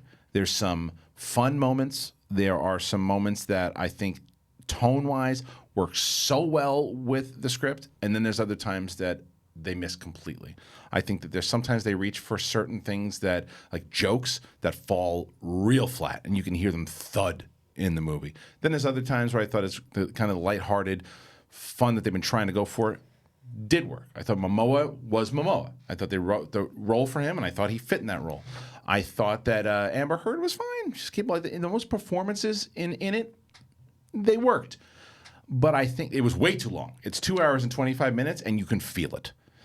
But I posted my list last night on DC movies, and I posted it as I still think out of the 6 movies right now, I've got the first one. I still have Wonder Woman. I liked Man of Steel, so that's my number 2. Aquaman is my 3. The extended cut of Batman v Superman is my 4. What am I missing at 5? Suicide Squad. No. Justice League and then Suicide Squad. But Perri, now you had a more of extreme reaction. I did. Tell me about it.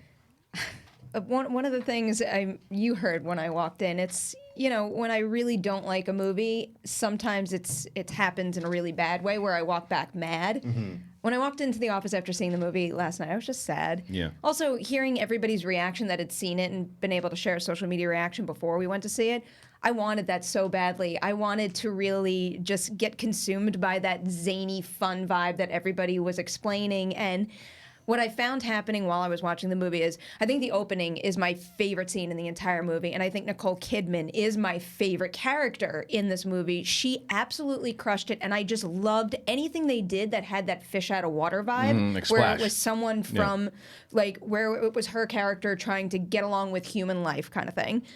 As the movie progressed after that, I found myself like desperately clawing at the possibility of enjoying the rest of it, and it just kept losing me, and to the point that admittedly I was a little bored and I was disappointed. I'll agree with you. I actually think all the performances are great, and even when I think about someone like Amber Heard, I could look at one line she delivers and I could think, oh, that could have gone one way or the other, but the way you say it, it really works. What wound up ruining a lot of the performances to me is that I think the entire movie has some pacing problems, but it also feels so stilted to me, where there's almost like one extra second too long after they deliver a line, and it almost isolates the line and has you focus on them even more. That sounds like a really specific criticism, but it really did affect my overall enjoyment of the movie. I don't disagree with any of that. Dorian, so you are on more. You saw this movie twice already. This is my second time seeing it. You really enjoyed it. So tell me, what were the things that you really enjoyed about the movie? So overall, I think we talked about it yesterday. Just visually, from a visual standpoint, one of the most breathtaking superhero movies we've seen thus far. It felt like a fantasy type movie of how James Wan approached it. So just from that point, I'll compare this to a Phase 1 Marvel film. That's kind of how it felt for me. Similar tones. If we're going to compare it to something, probably like Thor Ragnarok underwater, some kind of feel like that in terms of if Thor Ragnarok was a Phase 1 movie, this is probably how I would explain it like that. But just visually, I thought that's probably the best thing about it for me. And like you said, the acting from across the board was pretty on par. I found it interesting that all the characters worked well with each other besides Amber Heard and Jason Momoa. Their chemistry together felt the chemistry wasn't there all the way through. Just all the way through. I felt like by the end of it, you were starting to see that chemistry flourish, just because it felt like they were trying to approach it how Nicole Kidman's character at first was very naive in the world. So I kind of see where they were trying to take that with Amber Heard's character, since this is her first time on land and stuff like that. So I kind of I see where they were going with that. It just didn't fall all the way for me, but overall, I think this is probably my number 2 DC movie. It is. For me. So Wonder Woman number 1. Wow. Yeah, number 1. So Rox, so I had texted you afterwards because we purposely, you didn't tell me what you thought of it at all, and we wanted to see, and we turned out to be kind of on the same page here. Yeah, I think maybe I dig it a little more than you, but not by much. I'm really excited to see it a second time. I think my viewing very much so negatively affected my experience. You could have heard a pin drop in the theater start to finish. I watched it on the lot, and it was critics and people who had worked on the movie, and it was like a funeral in there. It was like when Jay Williams came to visit at July 4th. Right. A morgue. Right. Yeah. It was silent. Not a single joke landed, and I felt inappropriate even reacting to anything. So I'm really excited to see it a second time in a theater of fans, and I wonder how that will change my experience. Keep in mind, to anybody at home, people do change their minds about movies, but as of now, it didn't quite work for me. I didn't hate it, but I definitely didn't love it. I think Amber Heard stole the movie for me. I thought she was amazing. Interestingly enough, tons of critics agree with you guys about their chemistry. I thought their chemistry was the strongest part of the entire movie. Interesting. I loved their relationship. That was one of the only things that kept me going, being like, okay, I'm okay. You're okay. You're going to get to another scene with the two of them. I thought that it did take us to a world of its own that was mostly breathtaking.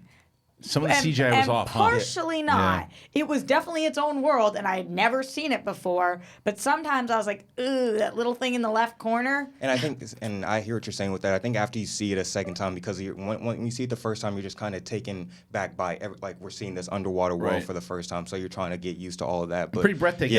So when you see it a second time, you kind of already know what to expect, so you can kind of just sit back and then try to look at more of the performances and see everything from afar and not just the I hope visuals. so. I hope that it's like that for me. I was not a fan of the way that they spoke underwater. I don't know if you guys had a feeling about that. The actual sound of it. The voice modulation. The voice modulation really bothered me. And I know that James Wan had made a huge point to say that he wasn't going to do the bubbles because he didn't want it to be distracting, which worked. This was so distracting for me. That actually didn't bother me at all. With the visuals, though, I think what wound up happening with me is I imagine that if I could freeze frame it and look at all the details, I will probably be astounded by what they created. But he just had a very similar, visual style when he wanted to introduce you to a new area underwater, and eventually that kind of just the mesmerizing element of that almost wore off for me, where I wasn't wowed by it anymore. And even though I'm a huge fan of James Wan's very mobile camera style and, the circling shots and how he'll cover something in one shot that you don't think many filmmakers would do, there was something about it, particularly at the beginning of the movie, that very mobile camera paired with all the digital environments that actually made me a little dizzy. Yeah, I felt dizzy at first, too. Yeah, you said that when you were coming out, too. So two things that I will say, though. One on the positive side here is that I think that the movie, what I liked about it is that it made it its own. It didn't throw references into the DCEU to make you realize that, Superman lives here or is in this universe, or Batman's around. They didn't need any of that. They just relied on Aquaman and setting up this world, and I dug that. What I will agree with Perri is that the tone at points was all over the place. It's like sometimes we're a really serious movie, and sometimes we're playing the drums with our squid arms. That reminded me of the prequels, that moment. There are some moments that in there, it's like, well, where did that come from? And then there's other one like, well, that's a movie, stay here. And then they do, and it goes in, I'm loving this. And then this weird music plays in, and then there's weird music, and then like dun dun. Yeah, and he relies, there's one thing that happens that I'll do in the spoiler review that keeps happening to characters. It happens like 4 times, and it's like, be prepared for this at this point. It keeps happening. And he kept relying on that, and it's like, here's an explosion or something. It's like, come on. Yeah, there were a lot of explosions. There's a lot of things that just kept happening over and over again, and there was one thing that I thought that I don't agree with is that I think who's the actor's name that Willem Dafoe. No, Patrick Wilson. No, who plays the villain? Yeah. Oh yeah. I did not think he was probably the weakest performance to me, and I also think the character wasn't developed that well. But it was very one note, and I've seen the villain a million different times, and there was some stuff going on there that reminded me of like the Power Rangers TV show. I'm blaming that on the writing because I think that he did a great job. He's very talented, and I think that he did the absolute best with what he was given. But the majority of my issues with this movie are script issues. Yeah. And I would think it would be script issues and admittedly directing, and that's why it pains me to say this. James Wan. I really love James Wan, and just because Aquaman didn't work for me, it doesn't mean I'm not looking forward to James Wan's next movie, and 2 does not mean I'm not looking forward to Shazam. If anything, I really appreciate that they took such a big swing with this movie, because I never want them to just repeat the same old stuff over and over and over. I give them all the credit in the world. When you take a big swing like that, sometimes it's not going to work for everyone. In this case, it didn't work for me, but that doesn't mean I have no respect for that. But with the writing and the directing, that's where I see most of the issues. Dorian, did you have a problem with any of the writing, directing, or did you have another point? No, I was just going to say, we have to still give it up to James Wan, for he was tasked with such a big thing of trying to build this whole Atlantean mythology while still making it work for all levels. Like if a kid saw this movie, they would understand what Atlantis is and all of that. So I think he did a good job of that while still trying to make a lighter tone and be something different from the previous DC movies we got. Because they've gotten complaints. Oh, the tone is too dark. All this, so we need to do a shift in tone. So with doing all that while still trying to build this whole cinematic universe, I think he did a good job of bringing Aquaman to life while still acknowledging the cheesiness that came with Aquaman these past 10 years. He thought he embraced it. Yeah, he embraced it. Still, he was like, we'll acknowledge that this is the Aquaman concept is a bit cheesy. We'll dive into that a little bit so people can realize hey, he's a cheesy character, but I'm gonna make him badass while not forgetting where he came from. Yeah, I agree, and I think that he didn't fully accomplish that, making him badass without making him cheesy. I think that there was an awkward tone there, but I do think James Wan has a grasp on this world, and I would love to keep him for an Aquaman 2, because I think that Perri, you hit it on the head. This was a massive swing. Nobody can look at this and be like, well, they didn't try to do anything different. They're just marching to the beat of everybody else's drum. That's not true. It might not have worked for some people, but it was certainly different, and it certainly tried. And I think that James Wan, living in this universe for a little longer, could really hit it out of the park. Another reason why, even though I didn't like the movie myself, I really respect it is kind of what you were just saying, where it leaves the door wide open for anybody to become a fan. I'm not liking it because I didn't get it, or it felt like it kind of boxed me in because I don't know the comics or anything. You weren't confused at all. This is the type of movie that could eventually make the DC film franchise have a bigger viewership, because there are so many different types of characters dealing with different situations, dealing with all these different pressures that, this is such an out of this world scenario, but there is and this is the thing with the movie overall, there are so many teeny tiny ideas that I could say, that could have been cool, that could have been cool, that could have been cool. It's just the execution of it didn't pan out for me. But I think you're right. I want to go back to that previous point to where I think that people can go into this movie as this is the first DC movie you ever saw, and you'd be fine. And I think you might even want to start. I think it is way less complex than, say, like Justice League, or I think that it worked a lot better than those movies. But one of the things that I think was not clear is the rules. The writing and inside the rules in this movie, like I don't like. At one point, I'm like, wait a minute. So is Aquaman Superman? Who's allowed to do what, and who has what abilities? Who's allowed to breathe? Who can't breathe on land? Like, I questioned myself so many times in that, Right. Kristian, because somebody would all of a sudden do something, and I was like, wait a second, I didn't know you could do that. And if you could do that, why did you not do that 10 minutes ago? Why didn't you tell me that you could do that? How all of a sudden are you doing what you're doing? And there's weird exposition throughout this movie, though, too. So I think they knew that, and then kind of in post, they were like, wait, let's throw this line in there about how I can do something that wasn't clear. I'm battling with this movie because, like, and like I said, it is way too long. The movie should have been 2 hours. When we walked in there, Perri lied to me and told me it was 2 hours long. I didn't lie to you. To me. Someone told me that, and then we looked it up and we clarified before the movie even started. She warned me before we started. Perri told me on purpose she was going to lie to you. Yeah, it was her life goal. I know, because I found myself, I got a little sleepy. In the two, I know Mance fell asleep, Rocha fell asleep, and that's also because we're old. We understand that, and we need our naps. But it was too long. There could have been many things that were cut. And I think it goes back to Perry's point before. There's sometimes that they let things go on too long and just kind of held awkwardly. The editing wasn't that tight. But there's also things that I found, and I found myself, like Dorian was saying, the visuals are so incredible that you're locked into it. And even though some of the CGI was, to be completely honest, shit.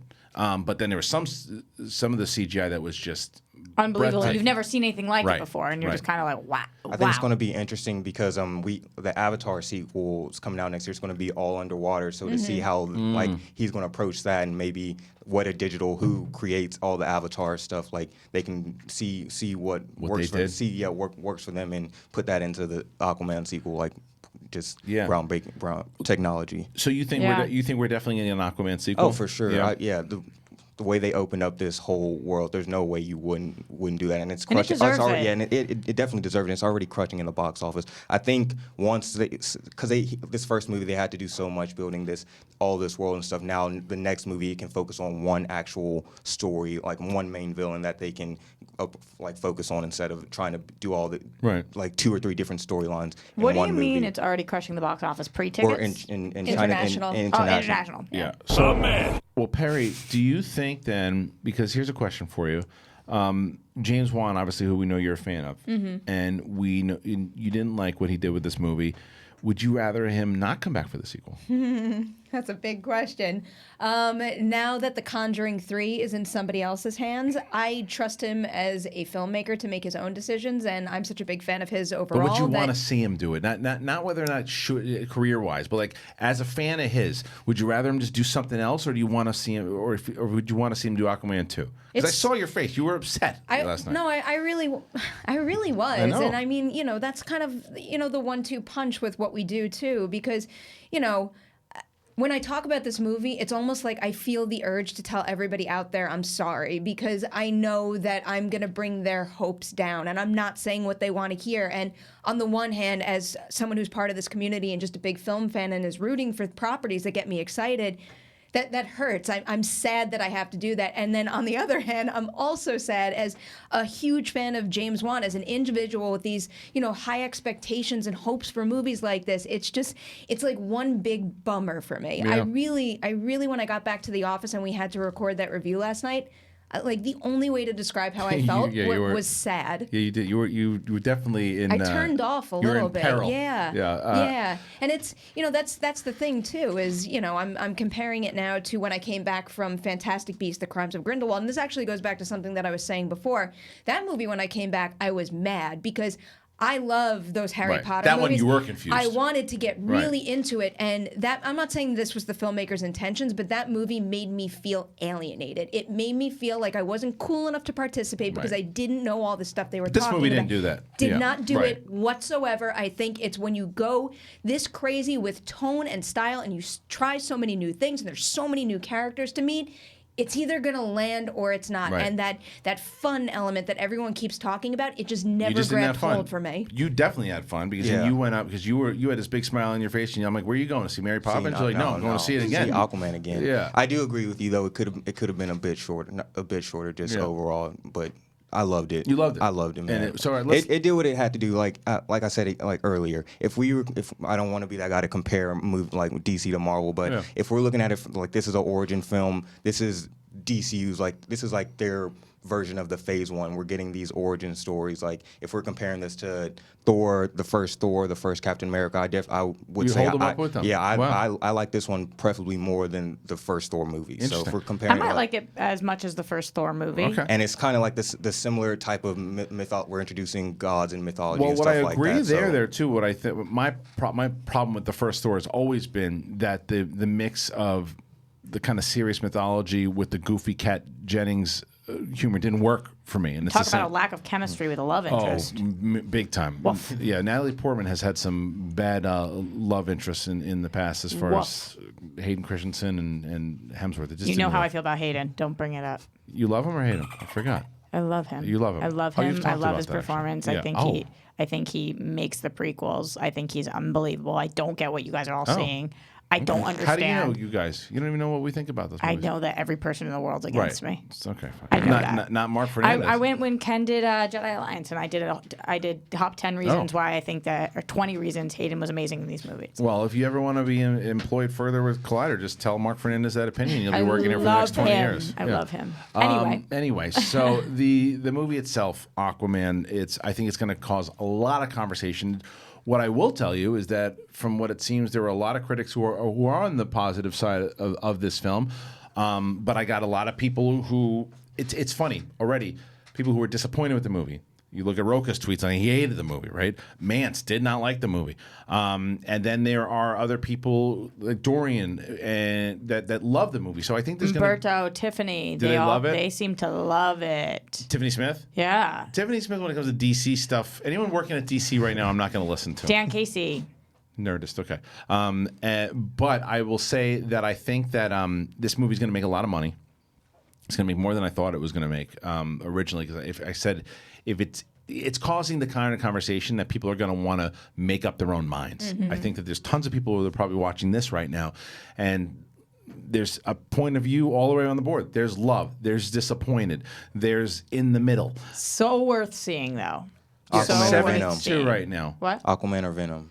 I would rather watch Aquaman again. This is a tough one for me. I'll tell you why. Why? You didn't even like Venom. I know, but I'll tell you why. I think Venom, and I said this last night, I think Venom knew what it wanted to be as far as tone, even though I didn't like that tone.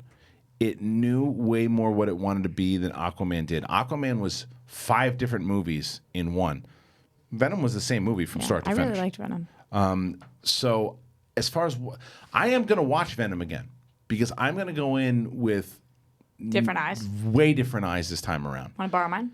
No, I'm good. Okay. I'm good. A little lighter. No, I'm cool. Different color, though. I like my number one, and I don't think I ever want to see your number one. So I'm good, which is not fair. I probably will see that movie too. Yeah, okay. But I want to see Venom, but I don't know if I want to sit through 2.5 hours of that tone again. Yeah. it was 2 hours, I would. I get can't it. do 2.5 hours of that movie again. The other thing that I can't believe hasn't come up, and it's seemingly small, but it's not small to me, how you have a movie with this budget and have a wig like hers is Which ones? You know Amber what's, Heard's. what's really funny? Notice that stuff. unbelievable to me. I have never seen a movie with as big of a budget, with as crappy as a wig. Did you like the wig? I was sure Ever. the wig was going to be the most distracting thing in the movie. I thought it looked fine. Yeah. Wow. I talked I to the kept- two Yeah, I dudes thought who it was- know I it. thought it was because it's Wow. almost like No a idea. running joke now. I kept looking at her hairline. I'm like, Yeah. it looked fine. Wow, I And thought it I looked- also thought she just carried it well. She I think did. She, just She was carries amazing. That whole I look thi- I well. think She was amazing, and Yeah. she looked awesome. Her wig looked like somebody took a dump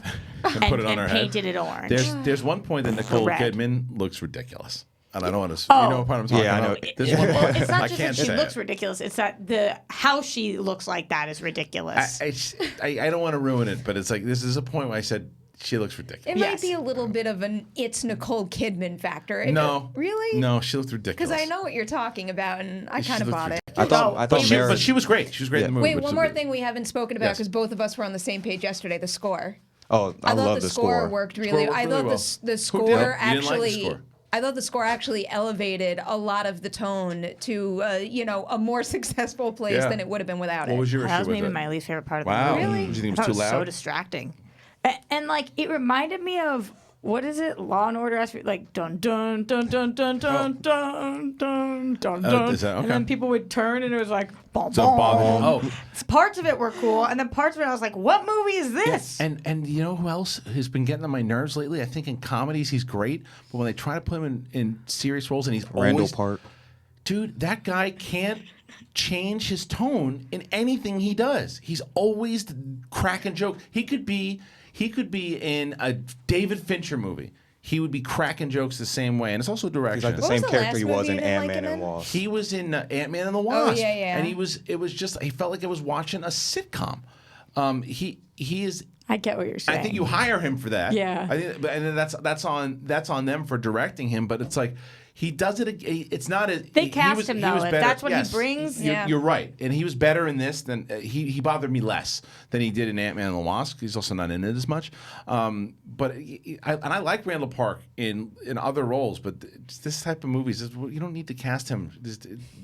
I get it. Side note, I would thought. say, oh, go ahead. Sorry, Dorian. I thought Mara's introduction when her first introduction scene. I don't want to spoil it, but I thought that was one of the coolest, Dope. one of the dopest scenes we've seen from any DC movies thus Yeah, far. it's Her Tamara Morrison, action by the stuff way. too. I thought she Yeah. crushed. I thought the action in the movie was very well really done. good. Did you like I it? didn't like the the guys in the white armor. Mm-hmm. Yeah. That to me felt very. I mean, because I was telling you how much this kept reminding me of Power Rangers, and I Right. don't even necessarily mean the most recent movie. I meant like The TV show. And actually, like the whole movie overall, it almost has like it's playing into the 90s action element of it Right. too, which I think throws the tone off a little bit. But the way that that armor looked in particular, and even actually with Black Manta, now that I'm thinking about it, like at the point where they finally say that name, Yeah. it kept reminding me of like being a kid when they name the next Power Rangers It villain. did. Some of the dialogue was really bad. His suit though was fire. I like thought I his did suit not, was I didn't, would not amazing. think it would translate that well on big screen. Me too. Especially when we saw that still a few months ago With of the just big- the helmet. with the And I was big like, head? oh no. Yeah. I That- thought it looked that amazing. was the most Power Ranger thing. I thought it looked Oh, dopey I as No, love they it. got it. They got it And I accurate. love- That was comic Is that accurate. looked Yeah, comic? Not- Okay, it looked Yeah, it dopey looked as Yeah, fuck. that was amazing to me. perfect. And not to give spoilers, but how we got to the suit, I loved. Okay. I love that we saw that. This being a 72 right now on Rotten Tomatoes, I think is very, very good. Yeah, I think that is that's fair. exactly where I would put it. I don't think it's gonna. Remember though, that's gonna change radically because Yeah, only 29. 29 people. have seen it. 100%. Yeah. I'm not saying that's going to stay. I'm saying You're saying that if it stays at if 72. it stays at 72, I think that is fair. I think wouldn't anything be from surprised if it stayed fresh, but keep an eye on the average rating too. And I think that average rating is 6 out of 10. I think Probably that's probably reflects fair. the general Yes. Yeah, response. See, I'm battling right now. if you're fresh or not. I'm battling. I'm so close to doing like a 3 out of 5, and I'm so close to doing 2.75. But I I was jamming popcorn down my face, waiting for Jason Momoa to do the next thing. So I think I enjoyed watching him be Aquaman. So I think for that, I would be on that average of 6 out of 10. He is so key to this closer, movie. a little higher. It didn't 7. matter whether or not I was buying, a scene overall. If he was in it and he was dead center, his charisma just sucks you in immediately. I think that what's going to separate this from other DC movies is that it feels more like the most family movie out of any of them. Out of the DC ones? Out of DC one, like this, because I saw a comparison on Twitter. I don't back to remember those quotes, the Twitter or the person, but he was like, "This is the most Marvel movie DC has done thus far, like in terms of lightheartedness." And like, I could actually take the whole family to see this one. Rather, like, I don't know if I could take my little niece to go see. Go see Batman versus Superman, but I could take him to see this one. Well, it actually has gone up. It's 79%, Wow. 29 fresh. 6.2 now. Nice. Go back down though, because I wanted some of these quotes that we saw here. Here's some of the positives. Okay. Well, I mean, this is I like this 2.5 out of 4. It's just H2 okay. I like that one. Yeah, Aquaman needs its smirking, beer-loving, road-looking, Chippendale-chested hero not to save the day, but to remind us this stuff is about as goofy as it gets. So I don't know if that's a good review. Aquaman's as formulaic, excessively thrashy, and mommy-obsessed as any other entry in the DCEU, but his visual imagination is genuinely exciting and transportive and, dare I say, fun. And I think that's where a lot of the positive reviews are agreeing with. Now, here's some of the negative ones. Watching this movie is like spending 2 hours and 27 minutes staring at a gigantic aquarium full of digital sea creatures and actors on wires pretending to swim. Some of that stuff was a little jarring. I don't disagree with Michael Phillips there from Chicago Tribune. James Wan's conjured an I like what you did there. Conjured an intriguing world, but populated that world with dramatic cotton candy and silly characters, including a hero who's unsure if he wants to make us laugh or feel and winds up doing neither. I think that was some of this. There's emotionally, it didn't hit when it wanted to, and sometimes it did. There was one story. I think the stuff with Tamara Morrison was great. I think that I was glad to see him. You talk about the prequels. I was glad to see him in a role like that. I thought that the chemistry with him and Momoa was fantastic. Like, I believe that they were father and son. Like, there's a moment to where they kind of embrace each other, and it's like, yeah, that's his pops. Well, I totally believe his that's pops. a sign of a good emotional foundation Right. too. It's like you can go crazy, you could do whatever you want if you have that core value that keeps people invested the entire way through. And I think that comes in handy big time with Aquaman's relationship with his parents, where every single time it's brought up, it means something Right. because it's so successful at the beginning of the movie. I wanted more of that. Yeah, here this is something I think hits it on the head, and I think Dorian mentioned this earlier before too, and I think that this is why you're getting a lot of those positives here, Perri. I would watch Arthur Curry splash around throwing punches 20 times rather than return to a color-drained and depressing cityscape where the hero is sad and mad. I think people are tired of that tone with DC, and this is I wouldn't go so far to say it's Ragnarok, because I think Ragnarok's jokes were superior. When I was saying Ragnarok, I meant more like if we're looking at it from like a story point of view. I kind of say those like Thor Ragnarok meets Ant-Man and the Wasp, meets Black meets Panther. Lion King. Plot point wise, Yes, too, I get why you're saying it. Meets Lion King. I do want to read a quote from a friend of the show, Rosie Knight. Wan weaves comedy, sci-fi, high fantasy, and action into something that consistently surprises, jam-packed with brilliant action, spectacular visuals, and likable characters. Aquaman is never afraid to have fun, which makes it a bright spark in 2018. It's so funny. This goes back, I forget what movie it was that we were talking about. I think it was Bohemian Rhapsody. To where all the criticisms I get and what people are saying positive about it, I get. It's not one of these movies where like Venom, we were kind of on the very different pages as far as why people enjoyed it or why people disliked it. I get why. Like, you can see why people are enjoying it. It just didn't land the same way for you. It's a feeling, and that's what makes these things so difficult to articulate. Is I feel like it either clicked for you or it didn't, and if it did, you could have fun with it like this. And I was reaching out for it the entire time. Trying. I was open and I wanted it, and it just never gave me that feeling. Right. Dorian, overall, get that. so final thoughts here. Why should people see this movie? should go see it just because it's a superhero movie. We got to support all comic book superhero movies. We want all of them to succeed. But on a bigger level, I think it's just a great movie tonally, not tonally, but just overall. I think they did a great job of bringing. Some people might not agree, but bringing Aquaman to life on the big screen, like his very first headlining his own movie, like it gives you all that campiness. Also gives you some action sequences, some dope ass beautiful action sequences, as well as some visually breathtaking sequences and some stuff that I've never seen in a superhero movie before. Like just those things alone. You should change it up a little bit. Yeah, change it. It doesn't feel like any other DC movies I've seen thus far. So that's, I agree with that. Yeah, so some people might think, oh, like, you know, some DC shows want everything to stay the same, but I think DC did a good job. Like Perri said, they took a big swing, and I personally think they hit it out of the park. Perri, so even though someone who didn't, enjoy the movie as much as you wanted to, is it a movie people should see in the theater, or should we just wait for the next DC movie for Shazam? I understand that a lot of people use our reviews as a way to figure out what they're going to spend their money on. I do think that superhero movies, in particular, anything from DC and Marvel, and Star Wars for that matter, is a different thing just because of the level of investment people have in those franchises and those characters. And I think regardless of any opinion you read, if you have that kind of level of dedication to those brands, you should see this movie. Roxy Striar. Before I get to Roxy, also I want to let people know, because I'm going to wrap up with my final thoughts after Roxy's, and then we'll take one or two phone calls. So if you want to talk, if you have questions about Aquaman, and you want to ask, sure. If you don't want to talk about Aquaman, you want to talk about anything else, the lines will be open. So as soon as I'm done kind of wrapping it up here, start calling in there. The boys will flash the number on the screen and call in. We'd love to hear from you. Roxy Striar, so final thoughts here. The same again. You think this is a definitely in-theater movie experience? I do, because of what the visuals are, because of the world that's created. I think that if you're a fan of the comics, that there's not enough Easter eggs. There's not enough references to make you feel special, like you've done the research and you've done more. But seeing a live action on the big screen Aquaman-led movie is enough, and he does a great job, and Amber Heard does a great job, and for those reasons alone, plus the world that's created, this is definitely a go to the theaters and see it.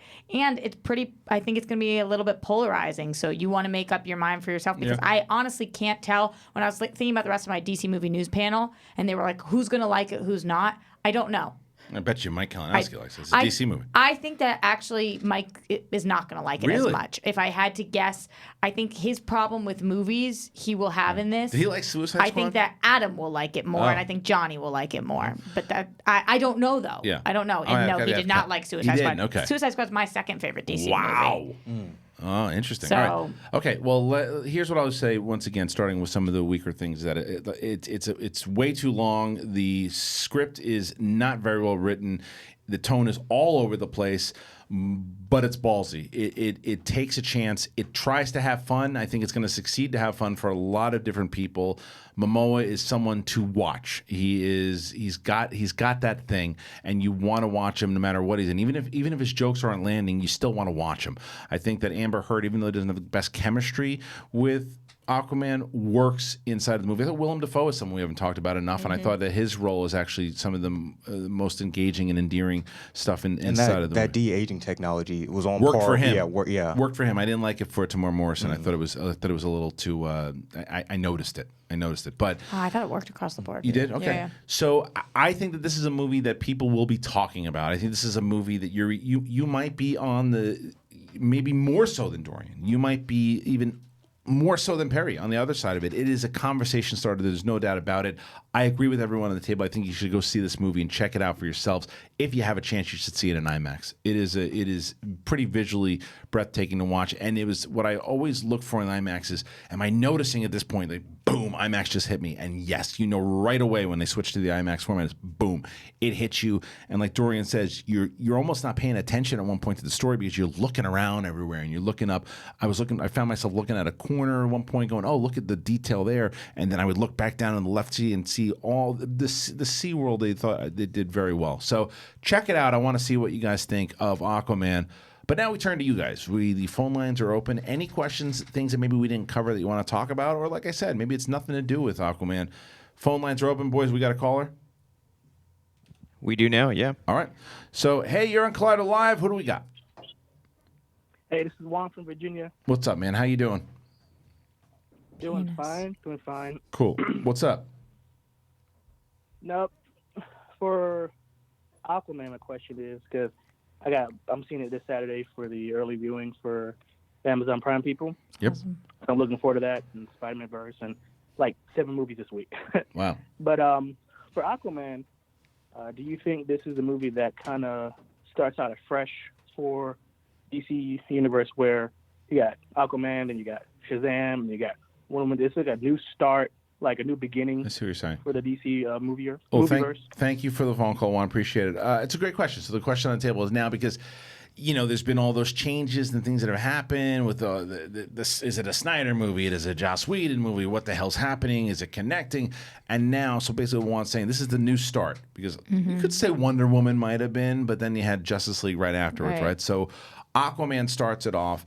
Then we start to get into a new phase. Will this continue on? Because Shazam, I think around the board, looks like a lot of fun. It looks like the movie Big. Please tell me you've seen Big.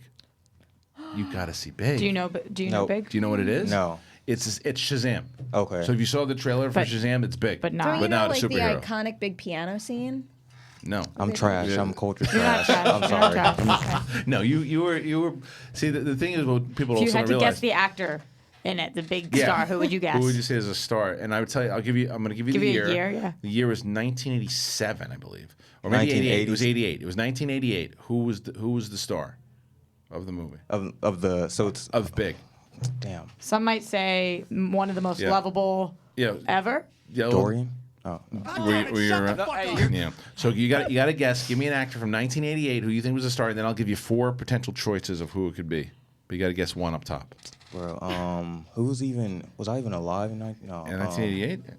No, probably not. Can you just give me a hint? I won't. You're a buffoon. Arnold Schwarzenegger Was not Schwarzenegger. So I'll give you not a 4, bad guess, though. Four choices. Was it Kurt Russell? Was it Kevin Bacon? Was it Tom Hanks? Or was it Woody Harrelson? Kevin Bacon. The answer was Tom Hanks. Fuck, I was going. That was my next. But you got to see it. All You right. got to see it because especially before you see Shazam. All That's right. one that you will make you watch before you see Shazam because It's great. Awesome. Yeah, it's You'll great. really like it. Okay. Actually, it's just fun and great. It's a good And people in the chat, the reason I haven't seen it like my whole life playing basketball. That's what I was gonna say. I never got to go experience None of this the is movie. about making you feel No, like no. People are allowed to not see movies. Like that. Same thing with Brett. Brett hasn't seen shit in the last 10 years too. So Yeah. So interestingly enough, going back to the question that was asked, Yes. I actually asked this to the cast if this was going to the be. start? Yeah. And you can check that out on Screen Junkies at some point whenever they decide to drop it. But collectively, they all felt like yes. They all felt like this was the beginning. Well, what else are they going to say? Well, they could say it has nothing to do with the other things, but they were like, from the dark past, we feel as if Gonna this revamp it. is revamping Yeah. it, and that was one of James Wan's big goals. Right.